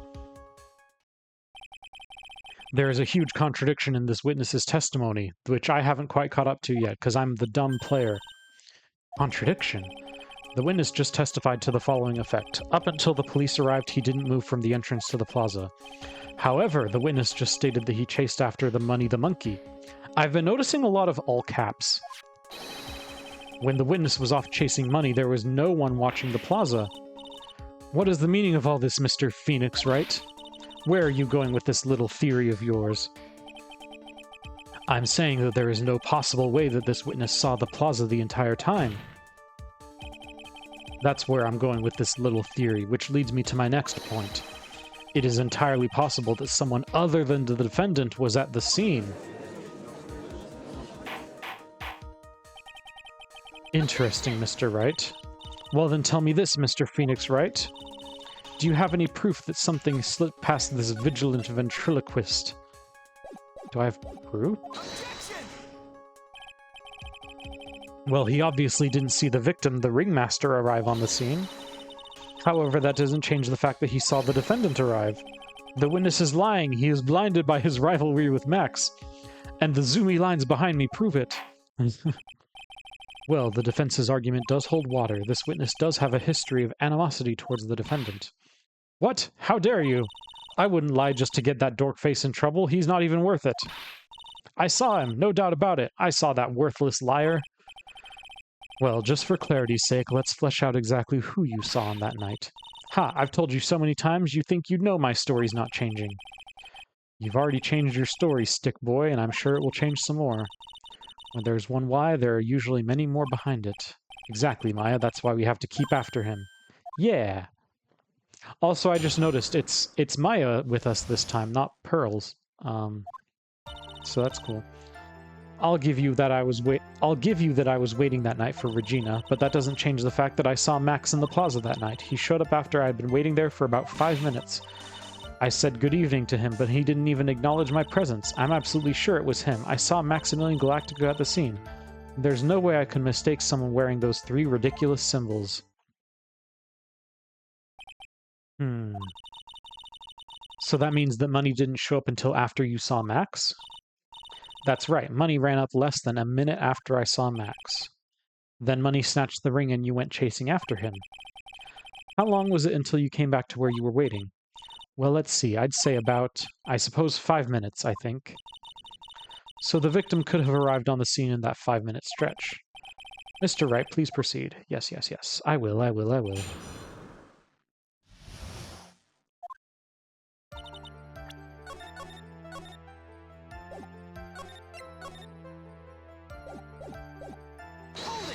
We're gonna do the old pressy press. So you were only concerned with waiting for Regina that night. That means you probably wouldn't have noticed if someone else showed up. You should think about how many eyes I actually have. I've got 4, you know. 4, F-O-U-R, counting Ben, of course. With that many eyes, do you really think something would have slipped by me? 4 eyes is an awful lot of attention directed at one area, I suppose. The judge is even more dangerous to our case than Trilo. But that doesn't change the fact that I saw Max in the plaza. So you saw Max coming out of the Big Top that night. Of course that's where I saw him coming from. I was staring at the entrance to the tent the entire time. I guess that makes sense, especially since he was waiting for Regina.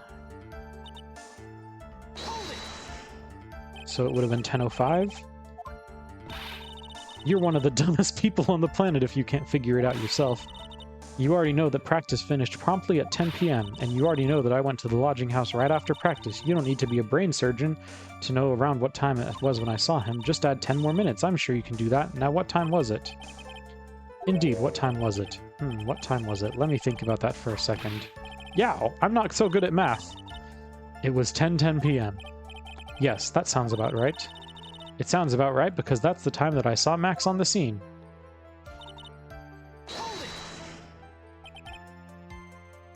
You testified that you said good evening to Max that night. You must enjoy asking incredibly obvious questions. You say good morning in the morning and good afternoon during the day, right? And it's obvious that I'd say good night to someone at night. What, Ben, you've got something to add? Let me guess, that's not it, Trilo. You say good evening at night. I'm sorry, Trilo. Mr. Quist, I would prefer if you kept your ventriloquist act outside of the courtroom. Impossible! A performer lives and breathes his performances. You should know better. There's got to be something wrong with this bit of testimony. Yeah, didn't he hate Max? Isn't it a bit strange to you? What do you mean? Well, if you hate Max so much, why would you bother being nice to him? It strikes me as somewhat strange. Why would it strike you as strange? Exactly, how is it strange to be cordial to one of your coworkers? Well, if it was simply just being cordial to a coworker, I would understand. Ow! That hurt! Maybe you should think of having some proof before your lips start flapping next time. Proof is everything in this world. You should have learned that back in grade school. There's no reason that Trilo would ever say something nice to Max, but how do I go about proving that with the evidence? Bluffing is everything in this world, but I'm sure you already learned that one. I guess I can give it a shot. The witness will resume his testimony. Okay.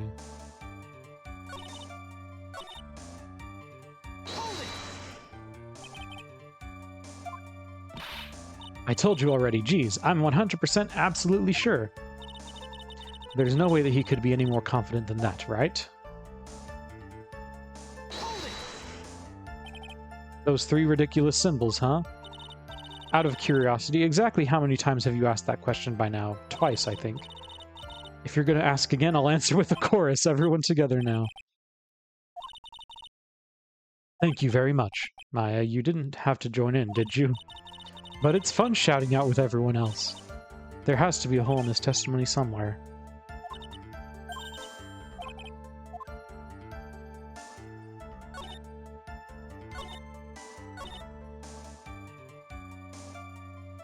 Yeah, so what are we supposed to present here?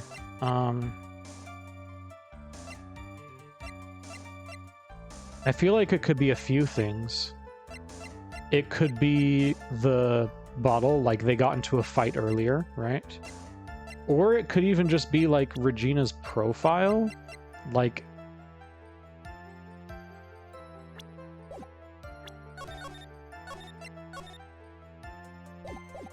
Let me look at this again.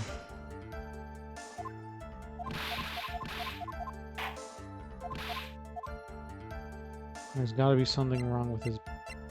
Let's actually see what this says. I hate to say it, but Ben's part of your act is coming off a bit stale. I'm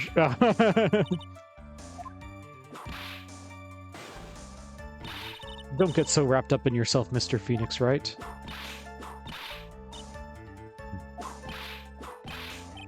Okay, jeez. We're just getting whipped over and over.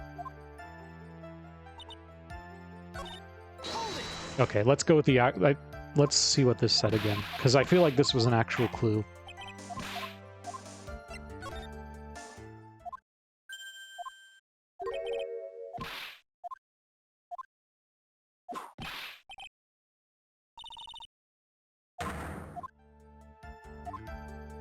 How do I go about proving that with the evidence?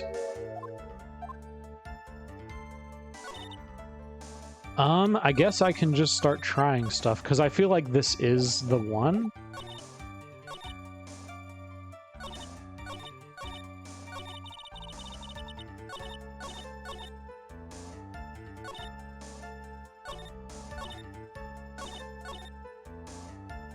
I feel like this is the one. I'm just not totally sure what we're supposed to present on it.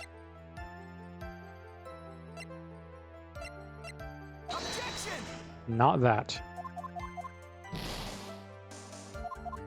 Do I just need to present Regina's profile? Because that was my other thought. Do I present... Actually, no. Do I present the bottle? It is the bottle. Okay. Trilo, is it not true that you had a fight with Max on the day of the murder? A fight? A fight over Regina, to be exact. It wasn't that big of a deal. It was just an argument. A disagreement at most.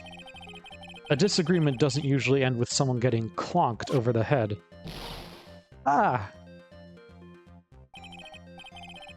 That morning, Ben got clovered over the head by Max, didn't he? What? Is that an admission of assault and battery? Ouch! Before we handle that, we should wrap up the defendant's murder charge first. The truth is that on the day of the crime, the defendant and witness had a huge fight. There is absolutely no way they would have suddenly become cordial that evening. Moreover, just consider the personality of the witness on stand. There is no way a puppet this lewd would give up and just say good evening to his rival.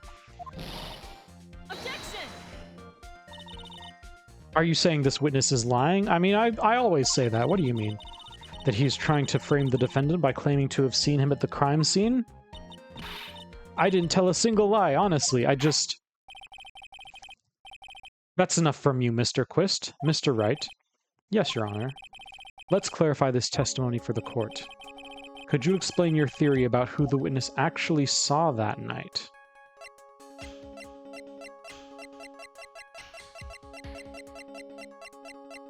I feel like he saw a different person as the direction it wants us to go in. It is my belief that the witness did indeed see someone that night. It was just someone else. That's who he said good evening to. What kind of theory is that? The correct one. Furthermore, I don't believe the person the witness saw was Max at all. What? If he had truly met Max that night, there would have been no greeting at all, which means there's only one proper answer. The person the witness saw that night was not Maximilian Galactica. I mean, I kind of figured it was heading in this direction, but it is funny that we have another case of dressed up as the defendant to frame them for murder, because that's what we just did a second ago, right? That is why Trilo made the effort to greet whoever it was he saw that evening. Or good evening, as he put it. What in the world, you? Would the defense kindly explain who it was Trilo saw that evening, then?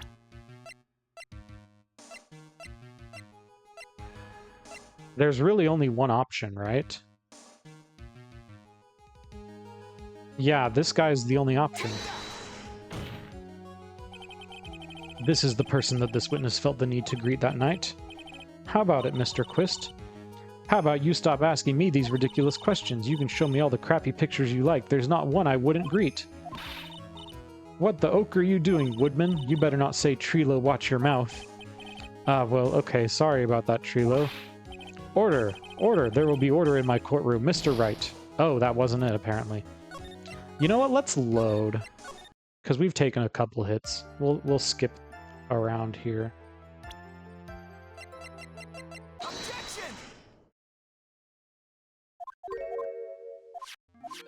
Yeah. We get to watch his head explode again, too, which is pretty great.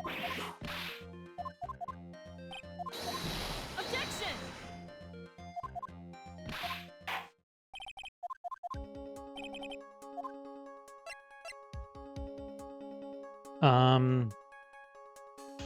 Yeah, he saw a different person, I think. I still think that's the right one.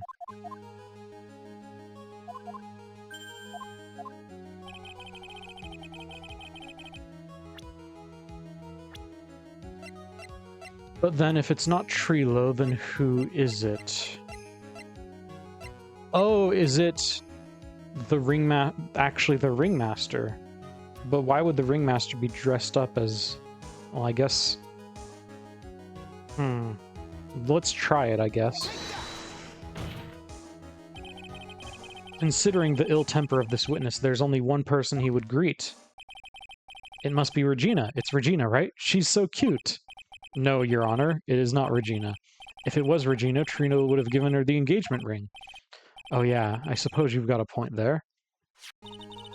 It was Russell Berry, the victim himself, was it not? You are correct, it was indeed Russell Berry. The person you saw that evening was the victim, the ringmaster, Russell Berry. That's why you greeted him, Trilo, isn't that correct? Answer the question, Mr. Quist. Ah!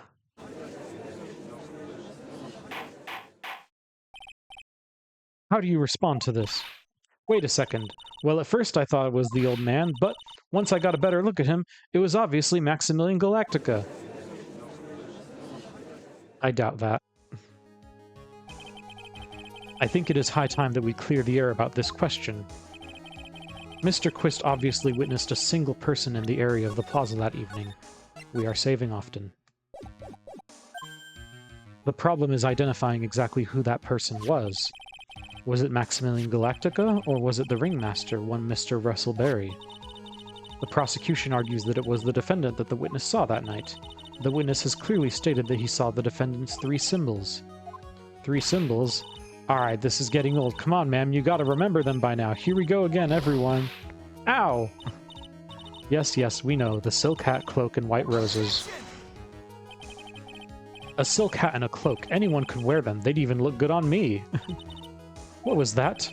Well, the witness has endlessly repeated that he saw Max's 3 symbols. However, how do we really know it was Maximilian Galactica? It could have been someone else dressed up as him. Yeah. Possibly even Russell Berry. What? Ms. Von Karma, do you have clear evidence that the person the witness saw was the defendant? If that's the case, then it is impossible for me to make a judgment at this point. I think we finally won a point in this one. That is very unfortunate. Huh? You're just a little too excited for your own good, Mr. Phoenix, right? What do you mean by that? You merely established one thing from this witness. You established that this witness saw one person in the plaza that night. I applaud you on your effort, but who that person was can only be answered by the next witness. What? You got another witness. Your Honor, the prosecution will provide beyond a shadow of a doubt an answer to that question, and evidence that clearly establishes one thing, that there is no one other than Maximilian Galactica responsible for this crime. Very well, the court will take a 10-minute recess. During that time, I request the prosecution prepare their next witness. Court is now in recess. Cool, cool. Cool, cool, cool, cool, cool. And I think we're going to try to do one more section before we end stream, because I do want to see the end of this. The end of this section, rather. Because now we're in part 2-2.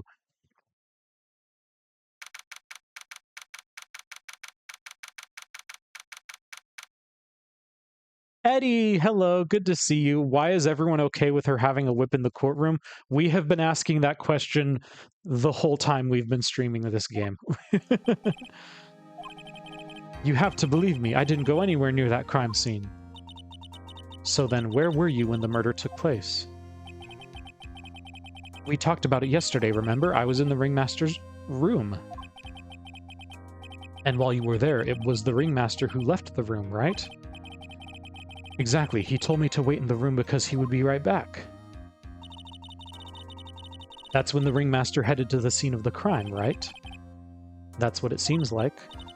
But the ringmaster must have been wearing Max's costume, right? Oh, sweetie, I just remembered. I went straight to the ringmaster's room still dressed in my stage clothes. But when I got there, I went ahead and took the costume off. Which means? It means that the ringmaster could have taken his costume and went out looking like Max. 2.5 amendment, the right to bear whips. You know, where I live, you probably could carry a whip as long as it was open carry. Fabulous. That's a fabulously possible possibility. Well done, Nick. However, sweetie, why would the ringmaster want to dress up like me? Isn't that a bit strange? If you think about it, all they found at the crime scene was my silk hat. What about my cloak? Where did that go? Double, Wow, Max, I never thought of that. You should be a detective or something. Well, I was never quite sure what to be when I grew up, magician or president.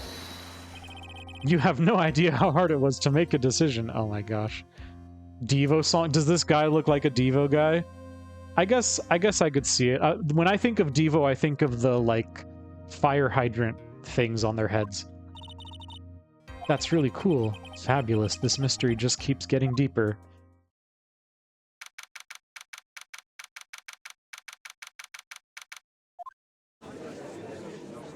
Alright, let's see if we can finish this section. The court is now back in session. You were thinking you must whip... Oh, right. I thought you were talking about his outfit. Sorry. Have you ever seen Jacques the Whipper? He does, like, whipping covers of songs, which is very silly sounding. But yeah, one of the songs that he gets annoyed with people requesting is Whip It. He always is like, I could even send you the clip if you want, but he's like, at his show, he says, okay, raise your hand if you have a song request. Now put your hand down if your song request is anything from Frozen, Through the Fire and Flames, Whip It, and then he just names like a bunch of others that he just like hates doing. Right? I will now call my next witness, a pitiful clown with the unfortunate distinction of having seen the entire thing. Will Mr. Lawrence Curls please take the stand? Why did she just call him a pitiful clown? He's still wearing his outfit. Aw. He lives in his clown outfit.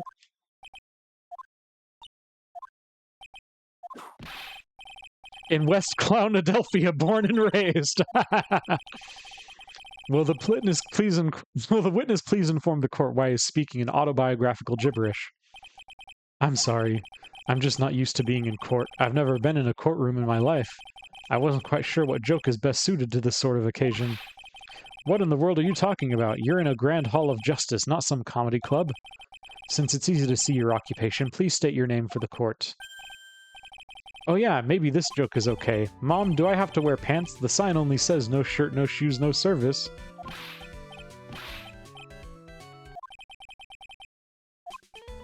Okay, how about this? Have you met my proctologist, Dr. Seymour Butts?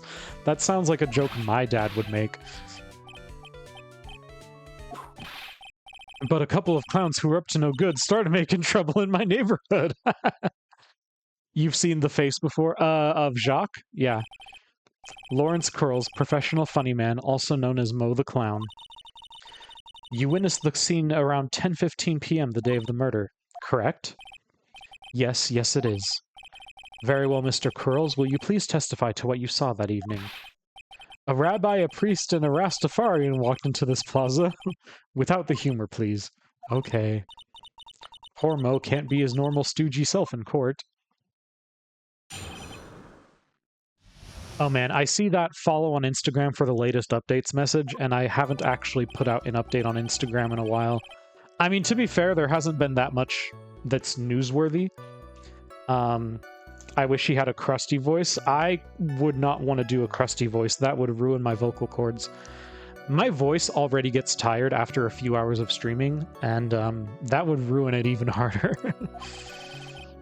I haven't been able to make people laugh for 10 years. No matter what I say, all I get in return is a vacant stare and polite applause. Since no one ever laughs at my jokes, I've taken to laughing at them myself. It's a bad habit, but hey, at least I'm trying. Imagine my predicament. I'm a clown who can't make people laugh. I'm almost useless. But I keep trying. I even tried to come up with jokes just for today. But this atmosphere is very nerve-wracking. I decided to try making everyone laugh. Seriously, everyone, what do you think of me? How am I doing? Is that really his testimony? Aren't we the ones supposed to be asking the questions here? Witness? We will listen to your call for help after the court proceedings are over. Thus, please stick to the facts of this case. Really? You'll really hear me out? Well, I'll make sure that one of my staff will be your straight man later. Thank you, I can't wait. Poor Gumshoe. Oh, it's gonna be Gumshoe. Shall we begin once again with the testimony? Of course we can. I'll talk for as long as you want.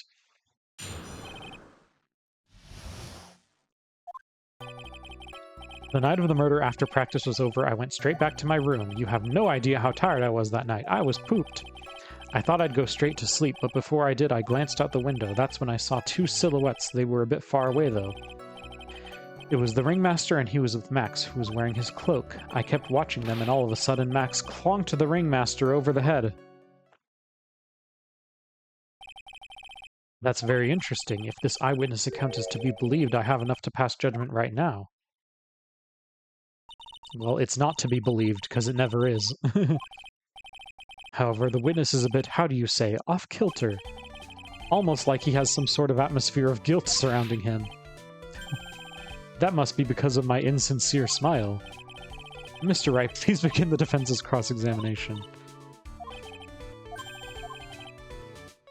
Your Honor? I'm afraid that if you push this witness too far, it would bring disaster upon the court. Thus, I sincerely hope you are not going to engage in pointless saber-rattling. I understand, Your Honor. If you cause this clown to stray from the facts, I'll hold you responsible. Okay, yeah, so this is the one where you get punished if you press too much, I think.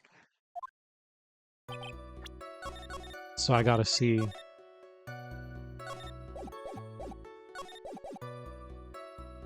So let's see what happens.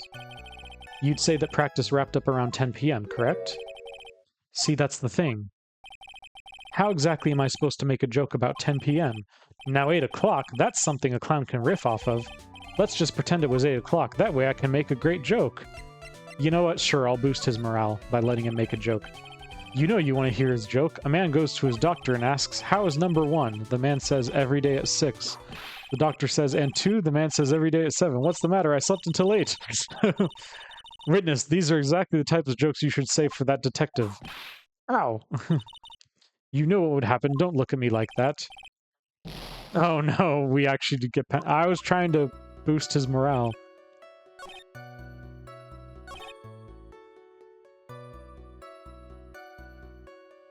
Am I just supposed to shut him down from making jokes? Is that the thing? Far away, you say. If you had to say exactly how far away were they? Let me think about that for a second. If my room is here, and they looked about yay big, I'd say they were about 30 feet from my window. Just 30 feet? That's not far at all.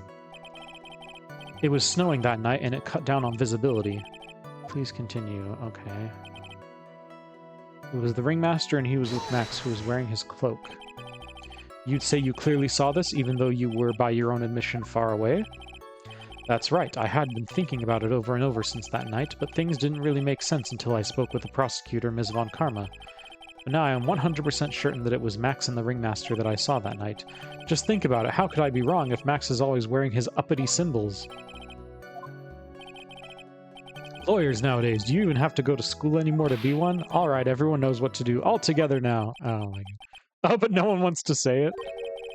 See what I mean? It's always like this. The crowd never wants to go along with me. I must really be utterly and completely worthless as a clown. Yowza.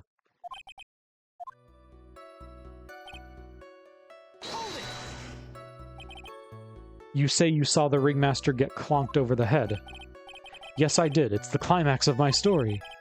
He really does enjoy the completely random non sequitur. What would you say the victim was struck with? You mean the weapon? I have no idea. A weapon wasn't found at the murder scene, right? That's not what I meant. You did say you did see everything, didn't you? Well, yeah, I suppose I did. Wait, no, I didn't. I didn't see a weapon. Haha. Mo, did you or did you not see the crime of murder committed that night? I will not permit you to harass my witness in this manner. You better have an excellent reason for attacking this poor, poor clown. Because if you don't, you know what is waiting for you. A nice penalty! Ah, look at that beautiful red bar. Isn't this a bit melodramatic? So what will it be then, Mr. Phoenix, right? Do you have any clear basis to believe that my witness did not see the crime? Of course I have grounds to make this claim. Then let's hear it. That's something I can't share with you at this time. What did you just say, Mr. Wright? I know there's something wrong with this testimony, but I can't put why I feel this way into words for the judge. Maybe we should get a bit more information. Once we find something solid, we can give it another shot. Okay, was that not it? Hold on. Am I supposed to say no? Am I just given a penalty either way?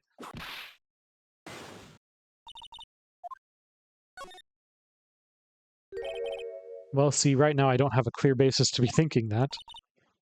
Then it is just another one of your pointless efforts to badger my witness. Oh, so yeah, we get it either way. This time, I do not feel the need to treat Mr. Wright so harshly. That's right, what he said, bailed out by the judge. What an honor indeed. If we must penalize Mr. Wright for his display, I think a verbal censure would be best. You know the rules, Mr. Wright. There is no room for baseless hounding in this courtroom, unless it's coming from, you know, someone else. Okay, so it's a little salvageable.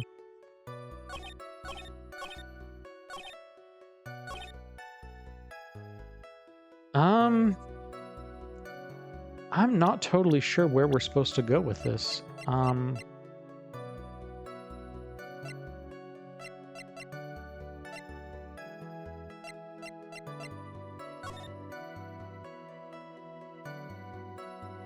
Are we just kind of running with, like, there was no murder weapon? That is possible. I don't think we need to present a profile.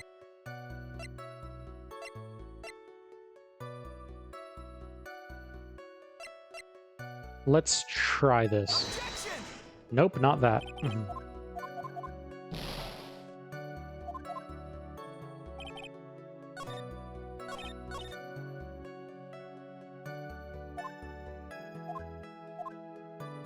What he told us has changed. Yeah, didn't he tell us he heard a noise? Hold on, let's see if we get anything out of this. I might reload. You just happened to glance out the window. You could say that. You could also say I peeked, stared, glimpsed, peeped, eyeballed. I guess synonyms aren't allowed either.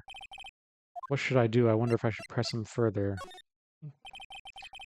Exactly why did you look out of your window that night? Clowns don't need a reason to look out their windows, do they? That's not what I meant. I meant that, well, when we spoke yesterday, once I had tucked myself into bed, I heard this amazing noise. It was incredibly loud. It sounded like a giant thump. Oh yeah, I forgot about that. You forgot? Your Honor, the witness looked out of his window upon hearing a loud sound. He did not just simply glance out of his window that night. Oh yeah, that's right. I forgot to mention that thump, didn't I? Ow yow! That's not just something you forget to mention. Yeah, what she said. I believe it would be best if Mo were to revise his testimony. Very well, Mr. Curls.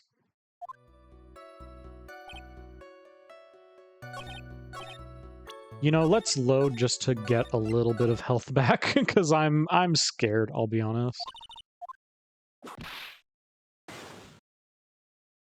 We'll get a small amount of health back, because we're still getting this.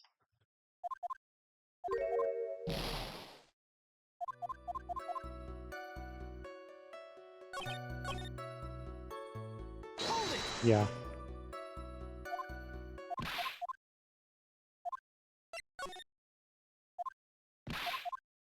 Let this pass by. He told us he heard a noise.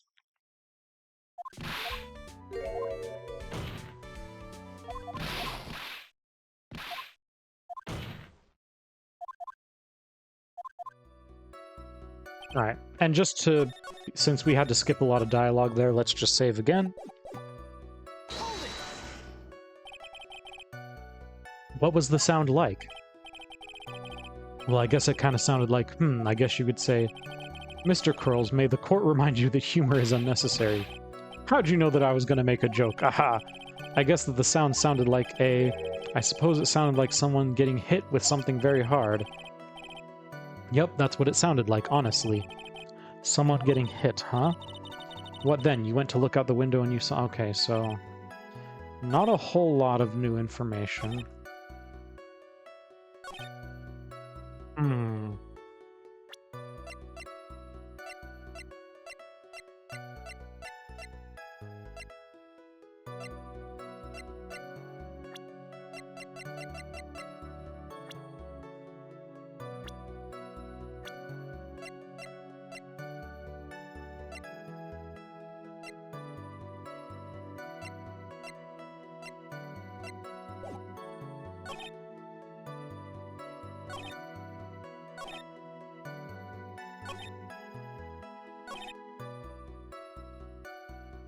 They were a bit far away. Did we already press on this? I'm not sure if we did.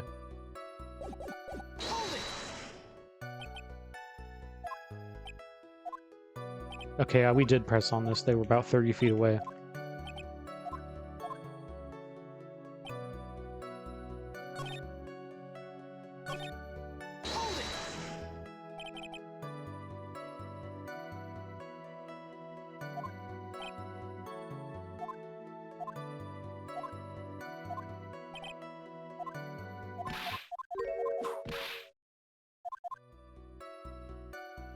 Oh, you know what? Okay, I think I get it. I think I get it.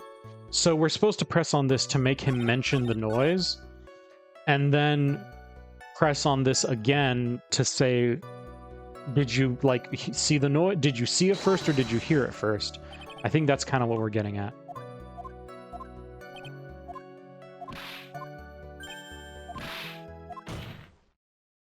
Objection!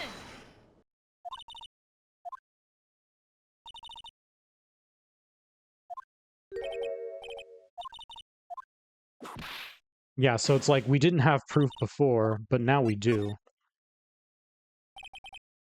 I've got a great reason to make my claim, and I suppose you'll be telling us all this great reason. Of course I will. The reason is the witness's very own testimony. There we go. See, I'm smart sometimes. I'm smart sometimes. I'm smart sometimes, I'm smart sometimes, but only sometimes, but that's okay. Mo said that he heard a sound like a thump of someone getting hit. He did say that. However, Mo just stated the following under oath. I kept watching them, and all of a sudden Max clonked the ringmaster over the head. If Mo is to be believed when he says he looked out the window upon hearing a sound, there is no way that he could have seen Max clonk anyone. In 1972, oh my gosh. Mr. Curls, how do you respond to Mr. Wright's assessment? They didn't commit. These clowns probably escaped from maximum security. Oh my gosh. He's still running. He's still running with his bit. Mr. Curls, are you reciting the C-Team theme to anger this court? Oh my gosh. This guy. This guy. No, I'm just stalling for time while I jog my memory. Great job, Nick. These types of witnesses always seem to have a selective memory. You just have to peel back the layers of the clown makeup to find the truth. Well, you're back from your jog? Well, it pretty much happened the way I said. Pretty much. When I looked out my window that night, the ringmaster was already face down in the snow. And prosecution helped me fill in the gaps of my statement. Von Karma. Tampering with witnesses again. So now you are saying that you did not see the defendant clonk the ringmaster. Yes. When I looked out my window, the ringmaster had already checked out. Checked out? Yup, he was on permanent vacation, as they say. Oh my gosh. Mr. Curls, Your Honor. You did not witness the actual crime, however, you still say you saw the criminal, correct? Yes, exactly. The ringmaster was slumped over and I saw someone's silhouette next to him. Very well, then please testify to the silhouette you saw. I expect the truth, and if I even catch a hint of a joke from you, I will put you in a holding cell until you learn court etiquette. Got it? Got it. Yeah, somehow it's our fault if he makes a joke, but, you know. I was a bit far away, but that shadow could only have belonged to Max. There's no doubting it, especially since I saw his uppity symbols. His silk hat, that black cloak, they were all there. His face was silhouetted, but there was no doubt that it was him. His cloak was fluttering in the wind, so I couldn't really see what he was carrying.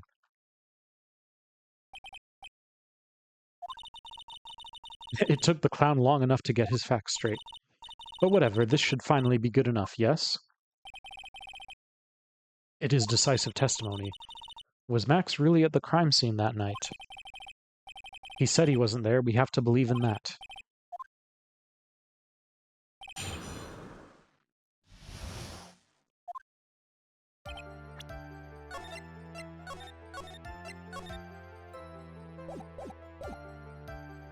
Alright, it was a bit far away, but that shadow could have only belonged to Max.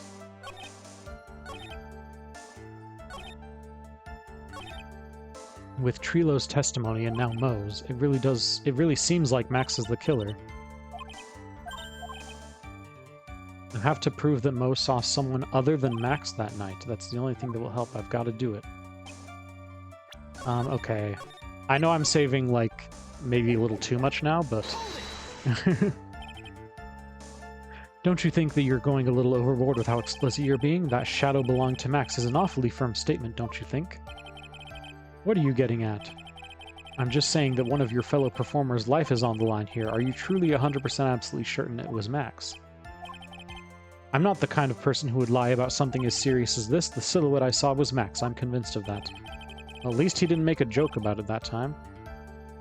Let's go over this again then. What makes you so sure you saw Max? There's no doubting it. He's not mentioning the flowers. I wonder if that's what it's going for. You're sure that is what you saw that night? Exactly what I said I saw is exactly what I saw. I've got eyes like a hawk. Don't birds have terrible night vision? But that's not all I saw. Okay.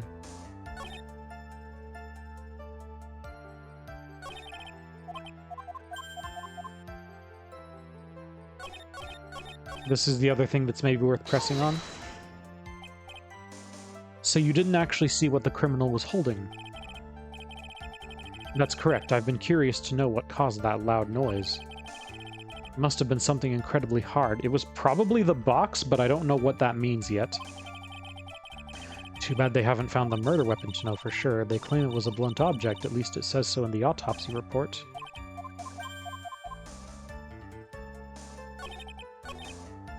Let's try this. Objection! That's it! I'm smart sometimes.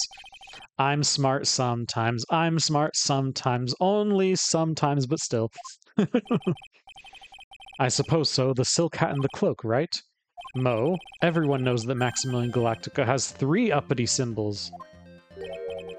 3 symbols? Yay, everyone get ready. All together now. Silk hat, cloak, white roses. Who cares if he knew that there were 3 or not? He saw what he saw, and he saw the symbols. He just forgot to mention one.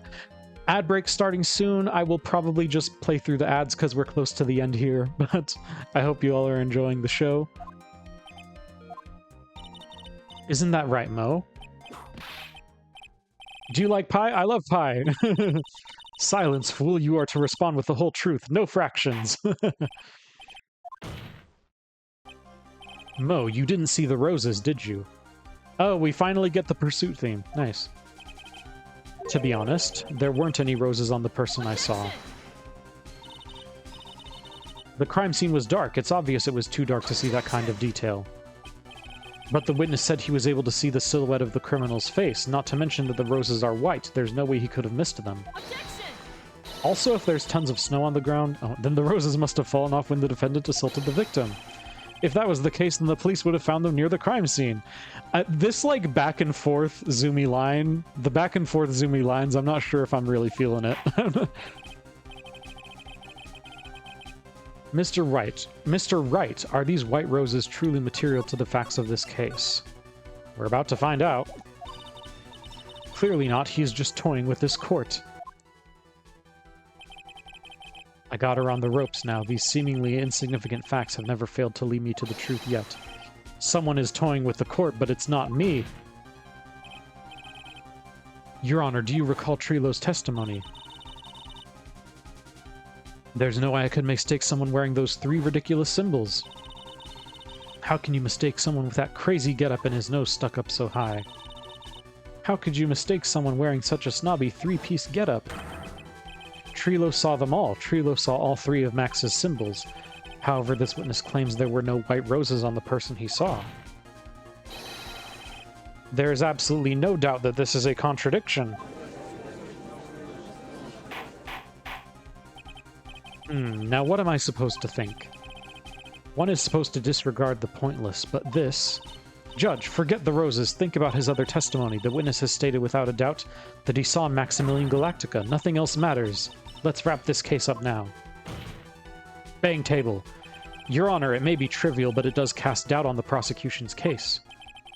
Frankly, I have my doubts about this witness. It seems that unlike wine, the witness has not grown more mature with age. Oh my gosh. I'm not mature.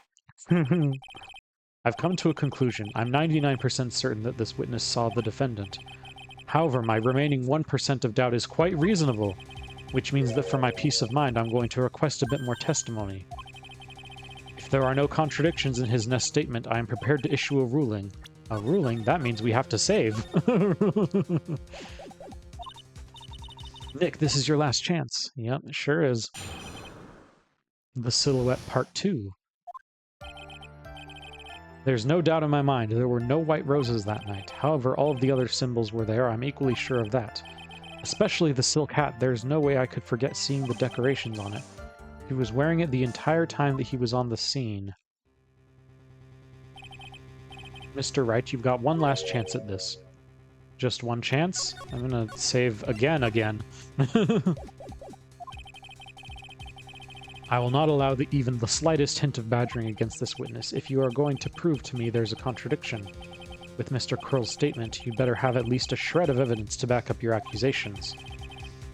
I've only got a single shot at this. I've got to be careful. I understand, Your Honor. One chance is all I will need. So, is it basically telling us we can't press?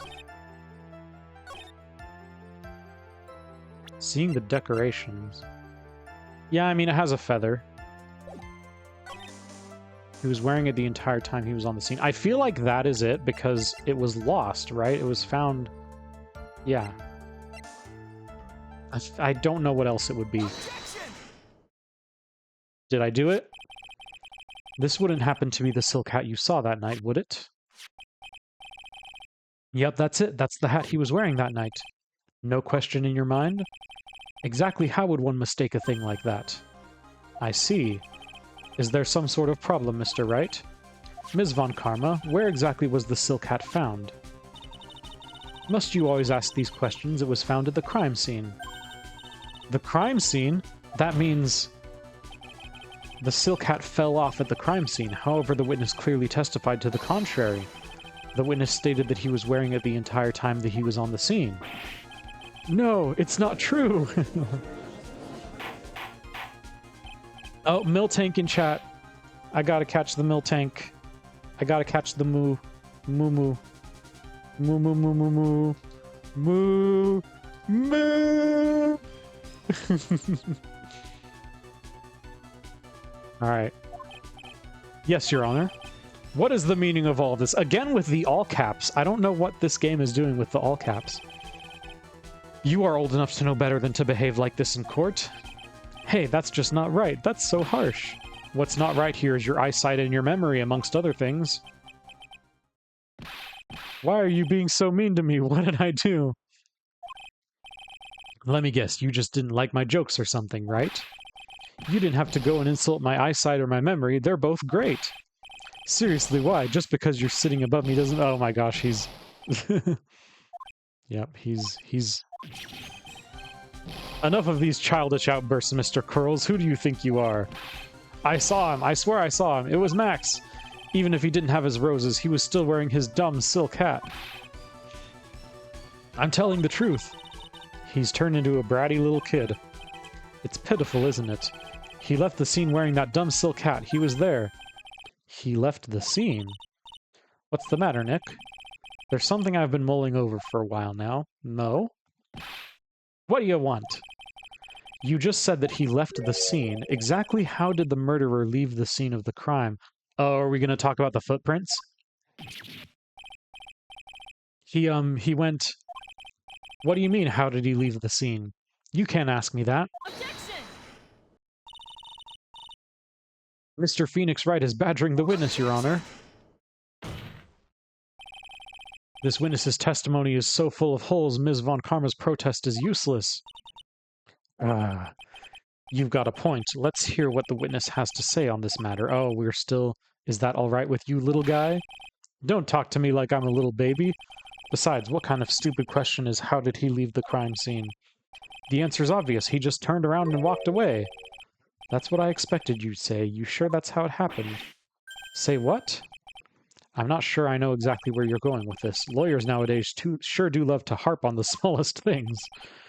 Do you have any proof to counter his story as to how the criminal left the scene? Yes, the fact that there's only one set of footprints. When you look back and see only one set of footprints, that's...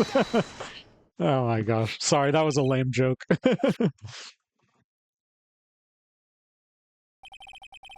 The problem is the footprints in the snow. Footprints? In this photo, we can clearly see the footprints of the victim. However, where are the criminal's footprints? They aren't there. Ah! Aye, aye, aye!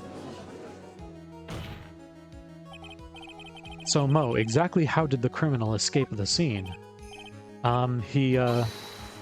Your Honor, this witness has already proven that his testimony is completely unreliable.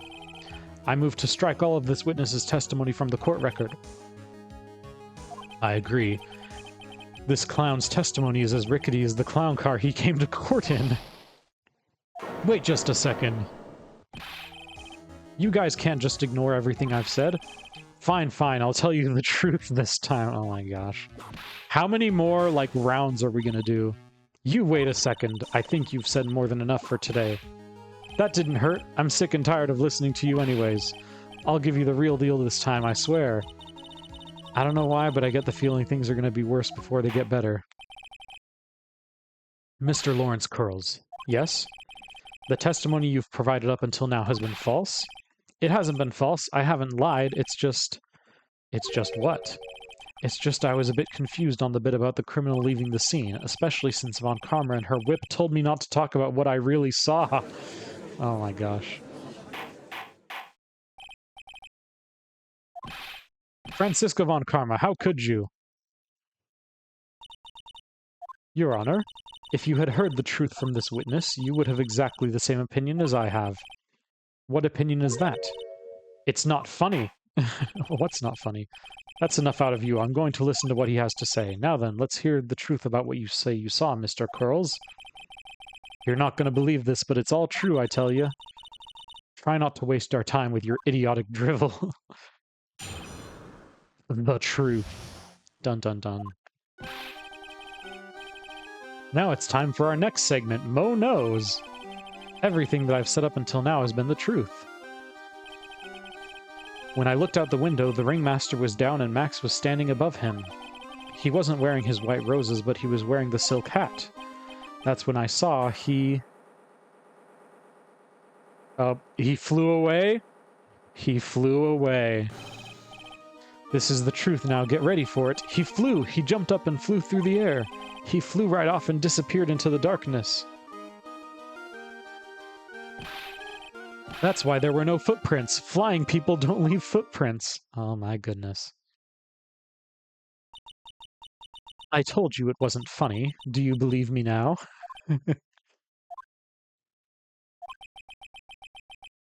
Awkward silence. Well, that was, how do you put this into words? Maximilian Galactica is a world-class magician, but to leave the scene of a crime by flying, there's no way that actually happened. You're right. Why is she right? You believe the other witnesses. Why won't you believe me, especially since it's the best part of the story? To be honest, this is the first time I've heard of a flying criminal. What do you think about this witness's testimony, Mr. Wright? I'm gonna go for the crazy option and say he's telling the truth. What he just said was so strange, I don't think he would have made it up. Which means that he's telling the truth? That's what I think. Nick, wait. That means that Max actually used magic.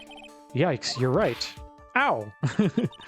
Only a foolish-looking fool could be fooled by such foolish fool's foolish dream. Don't be ridiculous. Magic does not exist. Well, we already live in a world with, you know, like spirit mediums and stuff. I suppose I will let you all in on my thinking regarding this matter. The criminal disappeared into the sky. I'd love to believe that, but I just can't wrap my head around how that could actually happen. You imbecile! If you disregard a need for proof, Ms. Von Karma's case is sound. However, I've got the feeling that this case is in dire need of more investigation. Thus, I will conclude today's proceedings at this point. It's an undisputed fact that the criminal left no footprints at the scene. Tomorrow, I want us to find out the reason behind this mystery of mysteries. I believe that's enough for today. Court is adjourned. Oh boy. We aren't getting out of this one easily, eh? Hey, sweeties, what in the world is going on? That's what I want to know. They say the criminal flew off into the air and disappeared. Max, I can't believe I'm asking this, but you didn't fly that night, did you? I know you didn't mean to ask me such a fabulously stupid question. I can't fly whenever I please. It's not that easy. But it looks so effortless for you on stage. Yeah, I imagine it does look effortless for him on stage. Give me just a second here. I need to...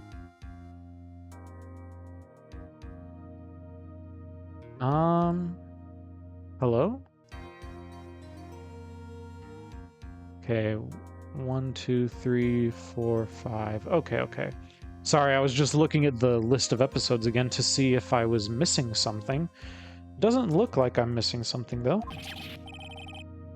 It's not that simple. I'm not actually flying on stage. Oh no, he just admitted that magic isn't real. No, how could you? How could you do such a thing? I use invisible wires and have them hoist me through the air. Wow, you just told me the secret to your magic. No, I broke the first rule, the cardinal rule, the only rule. I'm sorry, Max. We made you break a magician's creed to never reveal the secret to their tricks. Nick, what do we do now? All we can do now is hope we find the flying criminal in court tomorrow. Great idea. Let's do our best and catch this sucker. Yep, that's the best we can do, I guess. I'm just wondering to myself if we should try the next section or not, or if we should just save it for next stream. I think I'm gonna lean towards saving it for next stream. Because I know sometimes the trial portions on the second day are longer, but I think it'll still be best if we save it for another stream. Maya's sad though.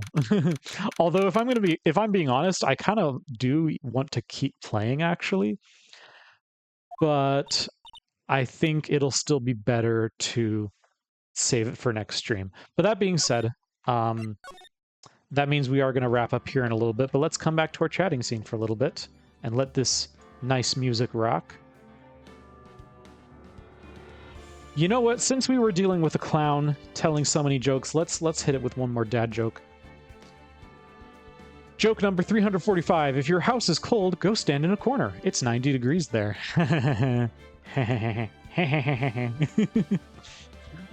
Yeah, honestly, so far, I do not understand why people would say this is the worst one.